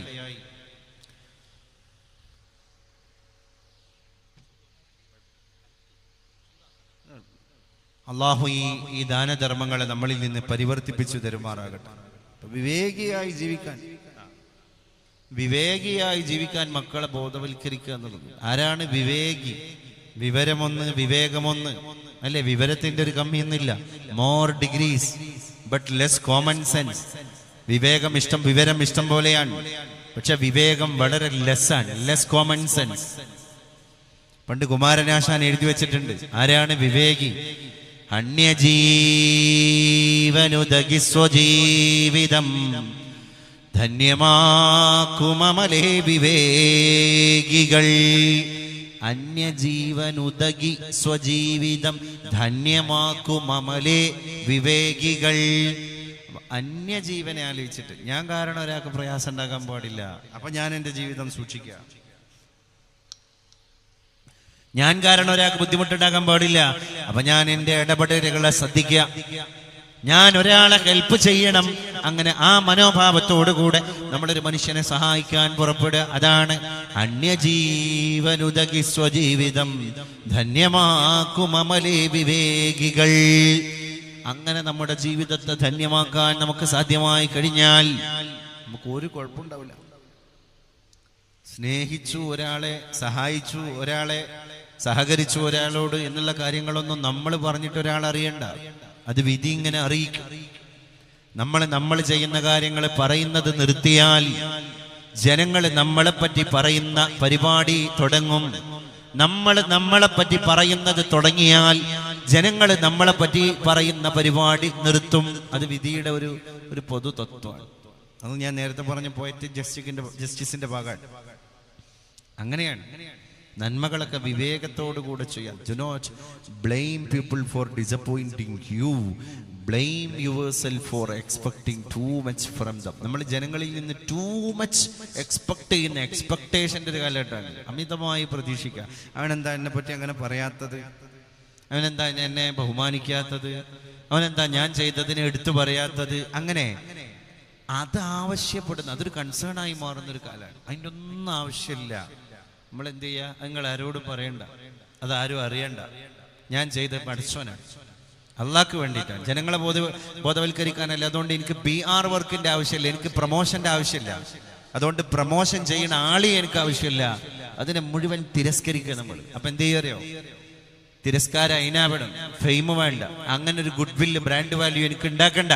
എന്റെ റബ്ബിനെ കാണുന്നുണ്ട്. ഇന്നമാണീ റബ്ബി സയഹ്ദീൻ. എന്റെ പഠിച്ചോ, ഞാൻ പോണടുത്തൊക്കെ എന്റെ കൂടെ വരുന്നുണ്ടല്ലോ. എന്റെ റബ്ബ് എന്റെ കൂടെ ഉണ്ടല്ലോ. പിന്നെന്തിനാണ് ഞാൻ ഇങ്ങനെ ആളുകളെ ബോധവൽക്കരിക്കുന്നത്, ബോധ്യപ്പെടുത്തുന്നത്? ചെയ്തത് ബോധ്യപ്പെടുത്താനുള്ളതല്ല.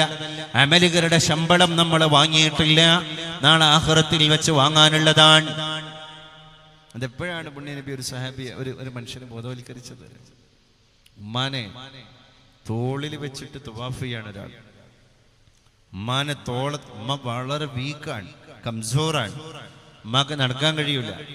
അപ്പൊ ഉമ്മാക്ക് വേണ്ടിയിട്ടുള്ള തവാഫ് ഇന്നത്തെ പോലെ വീൽ ചെയർ സംവിധാനം ഇല്ലല്ലോ. അപ്പൊ തോളിൽ ചുമന്നിട്ടാണ് ഉമ്മയെ തവാഫ് ചെയ്യുന്നത്. അപ്പൊ ഉമ്മാനെ 7 തവാഫ് പൂർത്തിയാകണവരെ തോളത്ത് ചുമന്നിട്ട് തൽബിയത്തൊക്കെ ചൊല്ലി ദിക്റൊക്കെ ചൊല്ലിയിട്ട് തവാഫ് ചെയ്യണല്ലോ. തവാഫെല്ലാം കഴിഞ്ഞതിന്റെ ശേഷം ഈ സഹാബി അള്ളാഹുവിന്റെ റസൂലിന്റെ അടുക്കൽ വന്നിട്ട് ചോദിക്കുകയാണ്, അങ്ങ് കണ്ടില്ലയോ നബിയെ, ഞാൻ എൻ്റെ മാതാവിനെ തോളിൽ ചുമന്നിട്ട് തവാഫ് ചെയ്തത്, എൻ്റെ ഉമ്മയോടുള്ള എൻ്റെ കടപ്പാട് നിറവേറ്റിയ ഒരു മോനായി ഞാൻ മാറിയില്ലയോ നബിയെ? അള്ളാഹിന്റെ റസൂൽ ഒന്ന് മന്ദഹസിച്ചു, ഒന്ന് ചിരിച്ചു. എന്താണ് നമ്മൾ ചെയ്തത്? മഹത്തരമാണ് എന്ന ഒരു ബോധ്യത്തിന്റെയും പുറത്താണല്ലോ ആ പോയിട്ടുള്ള ചോദ്യം.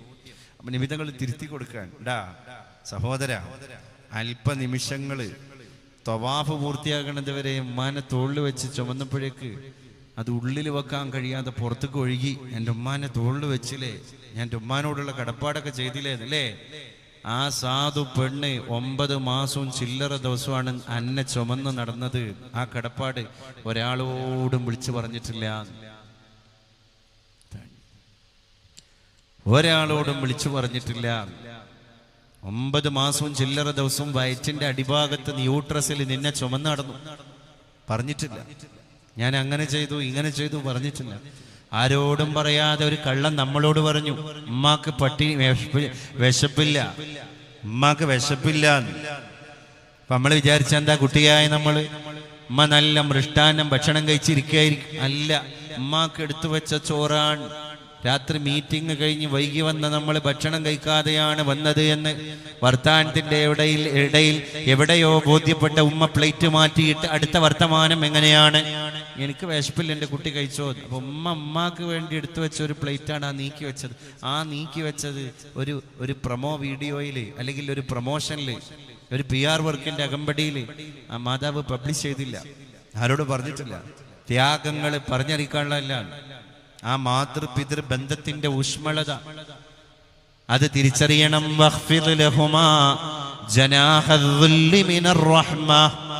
അവര് രണ്ടുപേർക്കും നീ യുവാവാകുമ്പോ യുവതിയാകുമ്പോ അവര് വൃദ്ധരാണ്, അവര് വാർദ്ധക്യത്തിലാണ്.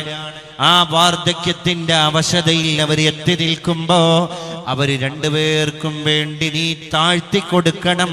ജനാഹദ്ദുല്ലി മിനർ റഹ്മ, കാരുണ്യത്തിന്റെ ചിറകിനെ നീ താഴ്ത്തിക്കൊടുക്കണേ. വഖുൽ, എന്നിട്ട് നീ അവരോട് പറയണേ, റബ്ബിർഹംഹുമാ കമാ റബ്ബയാനി സഗീറാ. അല്ലാഹുവേ, ചെറിയ കൊച്ചുകുട്ടിയായിരുന്ന സമയത്ത് അല്ലാഹുവേ ഞങ്ങളെ ഇങ്ങനെ കൈത്തണ്ടയിൽ മലർത്തിക്കിടത്തിയിട്ട് സ്നേഹത്തോടെ ലാളിച്ച് പരിലാളിച്ച് സ്നേഹം തന്ന് ആർദ്രത തന്ന് അമ്മിഞ്ഞ തന്ന് കടപ്പാട് തന്ന് ഞങ്ങളെ പോറ്റി വളർത്തിയ ഞങ്ങളെ മാതാവിനോട് പിതാവിനോട് പടച്ചോനെ തിരിച്ച് ഞങ്ങളൊരു കടപ്പാടും കൊടുത്തിട്ടില്ല. അവരന്ന് ഞങ്ങളോട് ചെയ്ത കരുണ ഇന്ന് ഈ അവശതയിൽ അവർ എത്തി നിൽക്കുന്ന സാഹചര്യത്തിൽ അല്ലാഹുവേ നീ അവർക്ക് തിരിച്ചു കൊടുക്കണേ നാഥ എന്ന് നമ്മൾ ദ്വാരക്കാൻ. റബ്ബിർഹംഹുമാ കമാ റബ്ബയാനി സഗീറാ, അത് അള്ളാഹു നമ്മളോട് അവർക്ക് തിരിച്ചു കൊടുക്കാൻ പറഞ്ഞതാണ്. അപ്പൊ ഇങ്ങനെ ഉമ്മയും മക്കളൊക്കെ തമ്മിൽ ഇങ്ങനെ ഒരു കെമിസ്ട്രി വർക്ക് ചെയ്യണം. അതൊരു ക്വാളിറ്റി ടൈമായി മാറും വേണം. മണ്ണാർക്കാട് പനയംപാടത്ത് ഇപ്പം അടുത്ത് കുറച്ച് മാസങ്ങൾക്ക് മുമ്പാണ് ഒരു സിമന്റ് ലോറി വന്നിട്ട് നിയന്ത്രണം വിട്ടിട്ട് UP സ്കൂളിലെ കഴിഞ്ഞ ഓണാവധിയിലുള്ള പരീക്ഷ കഴിഞ്ഞിട്ട് വീട്ടിലേക്ക് വരുന്ന 4-5 പെൺകുട്ടികളുടെ ദേഹത്തേക്ക് ലോറി പാഞ്ഞു കയറി ഈ കുട്ടികൾ തൽക്ഷണം മരണപ്പെട്ടത്. മണ്ണാർക്കാട്, പാലക്കാട് ജില്ലയിലെ മണ്ണാർക്കാട് പനയമ്പാടത്താണ് ഈ സംഭവം ഉണ്ടായത്. ദാരുണ സംഭവം. അല്ലാഹുവേ, ആ മക്കളെ സ്വർഗത്തിലെ പറവകളാക്കി മാറ്റണേ അല്ലാ. അവരെ മാതാപിതാക്കൾക്ക് നീ ക്ഷമ നൽകി അനുഗ്രഹിക്കണേ അല്ലാ. ആ കൂട്ടത്തിൽ മരിച്ചുപോയ ഐഷമോളെ പറ്റി ഞാൻ ഇപ്പൊ അടുത്ത പത്രത്തിൽ വായിച്ചു. ഐഷമോളുടെ ഉമ്മാന്റെ 42ാമത് ബർത്ത്ഡേ ആയിരുന്നു ഈ കഴിഞ്ഞ ഏപ്രിൽ മാസം. ഐഷമോള് ആ ഏപ്രിൽ മാസം വരുന്നതിന്റെ 2 മാസം മുമ്പ് അപകടം വന്ന് മരിക്കുകയാണ്. പക്ഷേ ഐഷമോളുടെ അലമാരി പൊടി തട്ടി നോക്കുമ്പോ അതിലൊരു ഡയറിയുടെ ഉള്ളിൽ നിന്ന് ഉമ്മ സജിനക്ക്, പ്രിയപ്പെട്ട ഐഷമോള് അന്ന് ഉമ്മാന്റെ 42nd ബർത്ത്ഡേന്റെ അന്ന് സർപ്രൈസ് ആയിട്ട് കൊടുക്കാൻ വേണ്ടി എടുത്തു വെച്ചൊരു ബൃഹത്തായ കത്ത് ബന്ധുക്കള്, ഉറ്റവര്, ഉടയവര് കണ്ടെടുക്കുകയാണ്. ഇന്നത്തെ കുട്ടികൾക്ക്, പ്രത്യേകിച്ച് ഉമ്മാക്കൊക്കെ ഉമ്മ അറിയാതെ ഒരു സർപ്രൈസ് കൊടുക്കുക എന്നൊക്കെ ഉള്ളത് ഇന്നത്തെ കുട്ടികളുടെ വലിയൊരു ആഗ്രഹമായിരിക്കും. ഉമ്മാനെ സന്തോഷിപ്പിക്കാനാണ്.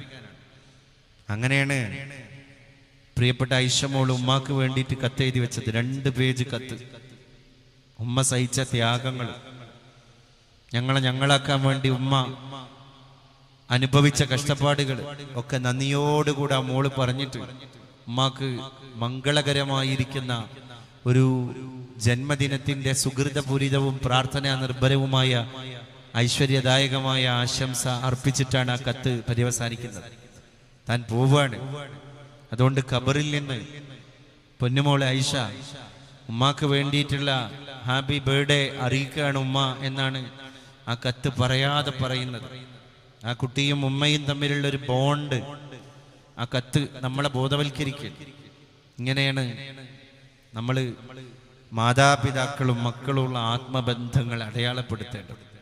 അതൊക്കെ ഇന്ന് പാഴ് സ്വപ്നങ്ങളായി മാറിക്കൊണ്ടിരിക്കുന്ന പുതിയ തലമുറ. മാതാവിനെ ഇട്ട് പോവുക, പിതാവിനെ ഇട്ട് പോവുക, സോഷ്യൽ മീഡിയ അഡിക്ഷനിലേക്ക് പോവുക, അവർ പറഞ്ഞത് കേൾക്കാതിരിക്കുക, അവരെ ധിക്കരിക്കുക, അതിനൊരു വിലയില്ലാതാവുക. അതുകൊണ്ട് ദീന് നന്നായി കൊടുക്കേണ്ട ഒരു കാലഘട്ടമാണ്. ഭൗതികമൊക്കെ എങ്ങനെയും കിട്ടും. ഭൗതികം കിട്ടാൻ വലിയ പണിയൊന്നുമില്ല. എവിടേക്കും എങ്ങനെ പോയാലും ഭൗതിക മേഖലയാണ്, പരന്ന് കിടക്കുകയാണ്. കൂണ മുളച്ചു പൊങ്ങും പോലെ മുളച്ചു പൊങ്ങുകയാണ് ഭൗതിക കലാലയങ്ങൾ. അസാസ് ദീനാണ് അസാസ്. അതാ സമയത്തേ കിട്ടുള്ളൂ, ഇല്ലെങ്കിൽ കിട്ടൂല. കുട്ടികൾ എന്ത് ചെയ്യും? കുട്ടികൾ അതൊന്നും ചിന്തിക്കണ പ്രായമില്ലല്ലോ. അവര് വർണ്ണങ്ങളുടെ ലോകത്ത് ഇങ്ങനെ പാറിപ്പറന്നുകൊണ്ടിരിക്കല്ലേ. അപ്പൊ സമയമാകുമ്പോ അവരെ പിടിച്ചു കൊണ്ടുപോയി ഒരു നല്ല റെസിഡൻഷ്യൽ സംവിധാനമുള്ള ഒരു ക്യാമ്പസിൽ ഏൽപ്പിച്ചു കൊടുക്കലും അവരുടെ വിദ്യാഭ്യാസ സംവിധാനങ്ങളെ മോണിറ്റർ ചെയ്യലും നമ്മളെ ദൗത്യമാണ്. അതെങ്കിലും നമ്മൾ നിർവഹിക്കുക. ഇപ്പൊ ദാറുൽ ഹുദ വിദ്യാഭ്യാസ സംവിധാനത്തിന്റെ ഒരു ഭാഗമായിട്ട് നിന്നതുകൊണ്ട് അന്നത്തെ കാലത്ത് എൻ്റെ 10.5 വയസ്സിൽ എൻ്റെ മാതാപിതാക്കൾ എന്നെ അവിടെ കൊണ്ടുപോയി ആക്കിയത് കൊണ്ട് മാത്രമല്ലേ എനിക്കിവിടെ എണീറ്റിക്കാൻ കഴിയേണ്ടത്. ഇപ്പൊ ഞാൻ പലപ്പോഴും ആലോചിക്കാറുണ്ട്, അങ്ങനെ ഒരു ചിന്ത എൻ്റെ ഉപ്പാക്കും ഉമ്മാക്കും ഉണ്ടായിട്ടില്ലെങ്കിൽ ഇന്ന് ഞാൻ ഏതൊരു പ്ലാറ്റ്ഫോമിലായിരിക്കും പഠിച്ചോനെ ജീവിക്കുന്നത്. ഇടക്കിടക്ക് ആലോചിക്കാറുണ്ട്. അതുകൊണ്ട് എൻ്റെ മോൻ്റെ 10.5 വയസ്സായപ്പോൾ കഴിഞ്ഞ 2 വർഷം മുമ്പ് അതേ സ്ഥാപനത്തിന്റെ സിലബസിലേക്ക് ഞാൻ കൊണ്ടുപോയി ചേർക്കുകയാണ്. കണ്ണീരും കിനാവും കൂടെ പോരും. മക്കളാണ്ട് പോവാൻ, മക്കള് കയ്യിന്നാണ്ട് വിട പറയാൻ. 10.5 വയസ്സ് വരെ നമ്മൾ ആസ്വദിച്ച് വളർത്തിയ നമ്മുടെ മക്കളെ നമുക്ക് മിസ്സാവാൻ, റിയലി മിസ്സാവാൻ. ഇനി മാസത്തിൽ 2 ദിവസമാണ് ആ മക്കൾ വരിക. അങ്ങനെ ഒരു വ്യാഴവട്ടക്കാലം 12 കൊല്ലം നമ്മളെ കുട്ടി പുറത്താ. 12 കൊല്ലം കഴിഞ്ഞ് നമ്മളെ കുട്ടീനെ കിട്ടുമ്പോൾ 10-23 വയസ്സാണ്. പിന്നെ അവന്റെ ജീവിതത്തിന്റെ ഉപരിപഠനങ്ങളും മറ്റു കാര്യങ്ങളുമായിട്ട് അപ്പോഴേക്ക് വിവാഹം, പിന്നെ മറ്റൊരു ജീവിതം. പക്ഷേ ആ മക്കൾക്ക് പറയാൻ കഴിയും, ഞങ്ങളെ മാതാപിതാക്കൾ ഞങ്ങൾക്ക് വഴികാട്ടിയത് കൊണ്ടാണ് ഞങ്ങൾക്ക് ഇങ്ങനെ ജീവിക്കാൻ കഴിഞ്ഞത്. അങ്ങനെ അവധികാലമാണ്. നമ്മളെ കുട്ടികൾ എപ്പോഴാണ് ട്രാപ്പിൽ പെടുക നമ്മൾ പറയാൻ പറ്റൂല. ലഹരി, അതിന്റെ അടിയൊഴുക്ക് നമ്മൾ വിചാരിച്ച പോലെയൊന്നുമല്ല. മെത്തഫൈൻ, MDMA, ഹെറോയിന്, കൊക്കൈന്, ഹാഷിഷ്, കറുപ്പ്, ചരസ്, കഞ്ചാവ്, സെമി സിന്തറ്റിക്, ഫുൾ സിന്തറ്റിക്, സകല സാധനം ഇന്ന് കേരളത്തിൽ ഔൺസിന് വില പറയുന്ന സ്വർണത്തൊക്കെ കവച്ച് വെച്ചിട്ടുണ്ട്. എന്ന് പറഞ്ഞാൽ ഇന്ന് കേരളത്തിൽ ഏറ്റവും കൂടുതൽ ക്യാഷ് ഫ്ലോ നടക്കുന്ന ബിസിനസ് ലഹരിയാണ്, പൊടിയാണ്, ഇഞ്ചക്ഷനാണ്. ഒരു തർക്കമില്ല. റമദാൻ മാസത്തിന്റെ 1ാമത്തെ റഹ്മത്തിന്റെ 10ന്റെ 8ാമത്തെ ദിവസം 1.5 കോടി MDMA, 1.5 കിലോ MDMA ആണ് മലപ്പുറം ജില്ലയിൽ പിടിച്ചത്, ഒറ്റ ചെറുപ്പക്കാരനിൽ. അതും ഈ സാധനം ഒരു ഗ്രാമം കണ്ടാല് ഒടലുമ്മല് കഴുത്തുമ്മല് തല ഉണ്ടാകൂല എന്ന് നിയമവ്യവസ്ഥിതിയുള്ള ഇസ്ലാമിക രാജ്യമാകുന്ന ഒമാനിൽ നിന്ന് മലപ്പുറത്തേക്ക് കയറ്റി അയച്ചു കാർഗോ ഫ്ലൈറ്റിൽ. അപ്പൊ എല്ലാത്തിനും കോക്കസുകളുള്ളൊരു കാലമാണിത്. ഒരാൾക്ക് പഴക്കാൻ ഒരു പണിയില്ല, ഒരാൾക്കും പഴക്കാൻ ഒരു പണിയില്ല. എല്ലാ പ്ലാറ്റ്ഫോമും നമ്മളെ മുമ്പിൽ സുലഭമാണ്. ഇബ്ലീസ് ഇങ്ങനെ വല വിരിച്ചിക്കാൻ നന്നാവാൻ വലിയ പണിയാണ്. കാരണം മുന്നിൽ, ഇടത്ത്, വലത്ത്, ചുറ്റുവട്ടങ്ങളിൽ, സറൗണ്ടിങ്സിൽ എല്ലാം പിഴവാണ്. പതിയിരിക്കുന്നത് മുഴുവൻ പിഴവാണ്. അതിൽ നന്മയുടെ ഒരു കതിരിനെ കൊള്ളാന്, തിന്മയുടെ പതിരിനെ തള്ളാൻ, അത് വേണ്ട എനിക്ക് എന്ന് പറയാന് ജീവിത സംസ്കാരത്തിലൂടെ കഴിയുള്ളൂ. അപ്പൊ കുട്ടികൾ ഇങ്ങനെ ശീലിച്ച് വളർന്നാൽ നാളെ അവർക്കൊന്നും പുതിയതായിട്ട് തോന്നൂല. എന്താ ഞങ്ങളൊരു തെറ്റായിട്ട് ചെയ്തത് എന്നേ തോന്നുള്ളൂ. കാരണം അവരാ പ്ലാറ്റ്ഫോമിൽ തന്നെയുള്ളത്. അപ്പൊ ആ പ്ലാറ്റ്ഫോമിൽ നിന്ന് മാറ്റി ചേർത്തി ഒരു പുതിയ സംസ്കാരമുള്ള പ്ലാറ്റ്ഫോമിലേക്ക് നമ്മളെ കുട്ടികൾ വന്ന് ജോയിൻ ചെയ്ത് അവിടെ നിശ്ചിത കാലം പഠിച്ച് ആ കോഴ്സ് പൂർത്തിയാക്കി ബിരുദാനന്തര ബിരുദമൊക്കെ നേടി സമൂഹത്തിന്റെ മുമ്പിലേക്ക് ഇറങ്ങുമ്പോൾ അവരുടെ വർത്താനത്തിന് ഒരു കണ്ടന്റ് ഉണ്ടാകും, അവരുടെ പെരുമാറ്റത്തിന് ഒരു കുലീനതയുണ്ടാകും. ആ ദഅവത്താണ് പുതിയ കാലത്ത് നമ്മൾ കുട്ടികളിലൂടെ നിർവഹിക്കേണ്ടത്. ഇല്ലെങ്കിൽ പടച്ച റബ്ബിനോട് നമ്മൾ മറുപടി പറയേണ്ടവരാണ്. അങ്ങനെ നോക്കിയാൽ നമുക്കൊക്കെ സമാധാനത്തിൽ രോഗിയായി കിടക്കാം. കാരണം എൻ്റെ കുട്ടി എന്നെ മറക്കൂല, മരിച്ചാലും ഖബറിലും കിടക്കാം. കാരണം അല്ലേ, ഒരാൾ മരിച്ചുപോയാൽ 3 വസ്തുക്കളല്ലാത്തതെല്ലാം അവനിൽ നിന്ന് ഡിസ്കണക്റ്റഡ് ആണ്. അതിൽ ഒന്ന് സ്വദഖത്തുൻ ജാരിയ. നമ്മൾ ഇവിടെ മരിക്കണതിന്റെ മുമ്പ് തന്നെ, മറവി വരുന്നതിന്റെ മുമ്പ് തന്നെ നമ്മൾ കൊടുത്ത സ്വദഖ ഖബറിൽ നമ്മൾ ഇങ്ങനെ അനുഭവിക്കുന്ന. രണ്ടാമത്തതോ ഉപകാരപ്പെടുന്ന അറിവ്. നമ്മൾ ഇൽമ പഠിച്ചിരുന്നു, ഇൽമ പകർത്തി കൊടുത്തിരുന്നു. ആ ഇൽമ ഖബറിൽ നമ്മുടെ കൂടെയുണ്ടാകും. കൊണ്ടുപോകില്ല ചോരന്മാർ, കൊടുക്കും തോറുമേറിടും. നന്മയേകും മരിച്ചാലും വിദ്യ തന്നെ മഹാധനം. ബാക്കി ഏത് സമ്പത്തിനും CCTV ക്യാമറ വെക്കണം. ബാക്കി ഏത് സമ്പത്തും ചോരന്മാർ, തസ്കരന്മാർ കൊണ്ടുപോകുമെന്ന് ഭയപ്പെട്ട് സെക്യൂരിറ്റിക്കാരനെ നിർത്തണം. സെക്യൂരിറ്റിക്കാരന് 1-2 ആൾക്കാരെ നിർത്തിയാൽ തന്നെ തോക്ക് ചൂണ്ടിയിട്ട് അല്ലെങ്കിൽ തോക്ക് കൊണ്ട് ഷൂട്ട് ചെയ്ത് സെക്യൂരിറ്റിക്കാരനെ കൊലപ്പെടുത്തിയിട്ട് 38 ലക്ഷം രൂപ കൊണ്ടുപോയത് കേരളത്തിന്റെ സാംസ്കാരിക നഗരിയിൽ നിന്നാണ്. ATM കവർച്ച നടത്തിയത്, ബാങ്ക് കൊള്ള നടത്തിയില്ലേ മംഗലാപുരത്ത്. 8 ജീവനക്കാരെ തോക്ക് ചൂണ്ടി ഭീഷണിപ്പെടുത്തി മുൾമുനയിൽ നിർത്തി. എന്നിട്ട് ആ തോക്കുമ്പോൾ ഇങ്ങനെ നിർത്തിയിട്ട് കറുത്ത നാട് കയ്യിലെന്തിയ ആൾക്കാർ മുഴുവൻ ലോക്കറിന്റെ ഈ ചാവി മാനേജർ അടുത്തൊന്നും അസിസ്റ്റന്റ് മാനേജർ അടുത്തൊന്നും പറഞ്ഞ് കുത്തിപ്പൊളിക്കേണ്ട റിസ്ക് കൂടി വന്നിട്ടില്ല എന്നാ. കാരണം തോക്ക് ചൂണ്ടിയിട്ടല്ലേ ഭീഷണിപ്പെടുത്തുന്നത്. അപ്പൊ മാനേജർ ചാവി എടുത്ത് കൊടുക്കുകയാണ്, അസിസ്റ്റന്റ് മാനേജർ ഗോൾഡ് എടുത്ത് കൊടുക്കുകയാണ്. അങ്ങനെ എത്ര 2.5 കോടി ഞൊടിയിടയിൽ. അങ്ങനെ കള്ളന്മാർക്ക് എല്ലാ മുതലുകളും കൊണ്ടുപോകാം. നമ്മുടെ കയ്യിലുള്ള ഒരാൾക്ക് ചോരന്മാർക്ക് കട്ടെടുത്ത് കൊണ്ടുപോകാൻ കഴിയാത്ത ഒരേ ഒരു വസ്തുവുണ്ടെങ്കിൽ നന്മയേകും മരിച്ചാലും വിദ്യ തന്നെ മഹാധനം. ഖബറിൽ ആ ഇൽമ ഉണ്ടാവുന്ന, ഇൽമ പഠിച്ച ഒരാള് ജീവിതകാലത്ത് ഇൽമ പഠിക്കുകയും പകർത്തുകയും അത് പറഞ്ഞു കൊടുക്കുകയും ഒക്കെ ചെയ്ത് ജീവിച്ച ഒരാളാണെങ്കിൽ ഖബറിൽ ഖിയാമത്ത് നാൾ 1-ാം തീയതി വരെ ആ ഇൽമ അയാളെ അക്കമ്പനി ചെയ്യും, അയാളെ എന്റർടൈൻ ചെയ്യും, അയാളെ ഒരു നേരം പോക്കിന്റെ കൂട്ടുകാരനായിട്ട് അവിടെ തന്നെ ഉണ്ടാകുന്ന. ഖബറിൽ ഇങ്ങനെ സോറിയും പറഞ്ഞ് ഇവര് വർത്താനം പറഞ്ഞ് അവസാനം നേരം പോയത് അറിഞ്ഞിട്ടുണ്ടാവില്ല. മൂന്നാമത് കൂടെയുണ്ടാകുന്നത് എന്താണ്? വലതുൻ സ്വാലിഹുൻ യദഉ ലഹു. ആ കുട്ടിയായിട്ടുള്ള ബന്ധം ഉപ്പാക്ക് മുറിയൂല, ഉമ്മാക്ക് മുറിയൂല. ആണാവട്ടെ പെണ്ണാവട്ടെ, എൻ്റെ ഉമ്മക്ക് വേണ്ടി ഞാൻ ദ്വാരക്കാണ് റബ്ബേ, എൻ്റെ ഉപ്പക്ക് വേണ്ടി ഞാൻ ദ്വാരക്കാണ് റബ്ബേ. ഇപ്പൊ ഗൾഫിൽ പോയ സമയത്ത് ഒരു ചെറുപ്പക്കാരൻ റമദാനിൽ നിന്ന് റിയാദിൽ എന്നെ കൊണ്ടുപോയി ഫ്ലാറ്റിലേക്ക് കൊണ്ടുപോയിട്ട് ദ്വാരപ്പിച്ചിട്ട് പറഞ്ഞു, ഉപ്പാന്റെ ആണ്ടാണ്, നമുക്കൊന്ന് ദ്വാരക്കണം. കൊണ്ടുപോയിട്ട് ദ്വാരപ്പിക്കുക. എന്തേ ഉപ്പാനങ്ങോട്ട് ഓർമ്മയൊക്കെ വരികയാണ്. ഉപ്പാന ഓർമ്മയൊക്കെ വന്നപ്പോ ഒരാളെയും കൂട്ടി പോയിട്ട് ആ ഒരു പ്രൗഢമായൊരു മജ്ലിസാക്കി മാറ്റാണ്. അത് നാട്ടിൽ നിന്ന് എന്നില്ല, അവരെവിടെയാണോ അവിടെ ഉപ്പുണ്ട്, അവിടെ ഉമ്മ ഉണ്ട്. ഈ ഉമ്മാനും ഉപ്പാനെയും കൂടെ കൊണ്ടുപോവാണ് എല്ലായിടത്തേക്കും. അവർ മരിച്ചാലും കൂടെ കൊണ്ടുപോവാണ്. കാരണം ദ്വാൽ ഉപ്പുണ്ടാവുക. ഇൽമിന്റെ ഒരു മജ്ലിസ് കിട്ടുമ്പോൾ ഉമ്മാന്റെ ഖബറിലേക്ക് ഹദിയ ചെയ്തിട്ട് സംഭാവന കൊടുക്കുക, അല്ലേ? ഉമ്മാന്റെ പേരിൽ ഭക്ഷണം കൊടുക്കുക, അവരെ പേരിൽ എന്തെങ്കിലും ഉണ്ടാക്കി കൊടുക്കുക. ഞാനിപ്പം കുറച്ചു മുമ്പാണ് ഈ പരിസര പ്രദേശത്തിന്റെ അടുത്തൊരു ഒരാള് എൻ്റെ കയ്യിൽ ഏൽപ്പിച്ചു, മരിച്ചുപോയ വാപ്പാക്ക് വേണ്ടിയിട്ട് ഒരു പള്ളി ഉണ്ടാക്കണം. ഞാൻ നേപ്പാളിൽ പോയിട്ടാണ് പള്ളി ഉണ്ടാക്കിയത്. നേപ്പാൾ ഒരു ഇസ്ലാമിക രാജ്യമല്ല, ലോകത്തെ ഏക ഹൈന്ദവ രാജ്യമാണ്. ഇത്ര സമാധാനത്തിൽ അവിടെ മുസ്ലിങ്ങൾ ജീവിക്കുന്നത് കണ്ടപ്പോൾ പല ഭാഗത്തും അവിടെ ഒരു പള്ളി നിർമ്മിച്ചു കൊടുത്തു. എന്തിനാണറിയോ? ഉപ്പാനോടുള്ള കടപ്പാടാണ്. ആ പള്ളിയിൽ ആളുകൾ വന്ന് സുജൂദ് ചെയ്യുമ്പോൾ, പഠിച്ചോനെ എൻ്റെ മോന് ഒരുപാട് ആളുകളുടെ സുജൂദിന്റെ പുണ്യം എൻ്റെ കബർക്ക്, എൻ്റെ മൂടുകല്ലിന്റെ ചോട്ടുക്ക് എത്തിച്ചല്ലോ എന്ന് ആ മരിച്ചു കിടക്കണ വാപ്പ പറയും. അതിനാണ് ദഅവത്തിന്റെ മേഖലയിലേക്ക് ഉപ്പാന്റെ പേരിൽ കൊടുക്കും, ഉമ്മാന്റെ പേരിൽ കൊടുക്കുക. മരിച്ചുപോയ ഉമ്മാന്റെ സ്വർണം ഒരു വള കഴിഞ്ഞ ആഴ്ച ഒരു സഹോദരി ഏൽപ്പിച്ചിട്ട് പറഞ്ഞു, എൻ്റെ ഉമ്മക്ക് ജാരിയായ സ്വതക്കയായിട്ട് കൂലി കിട്ടുന്ന ഒരു മാർഗത്തിലേക്ക് ഇത് കൊടുക്കാൻ ബന്ധപ്പെട്ടവരെ അറിയിക്കണമെന്ന്. ഇങ്ങനെ ഉമ്മയെ ഓർക്കുന്ന, ഉപ്പയെ ഓരോ നിമിഷവും ഓർക്കുന്ന എത്ര മക്കൾ.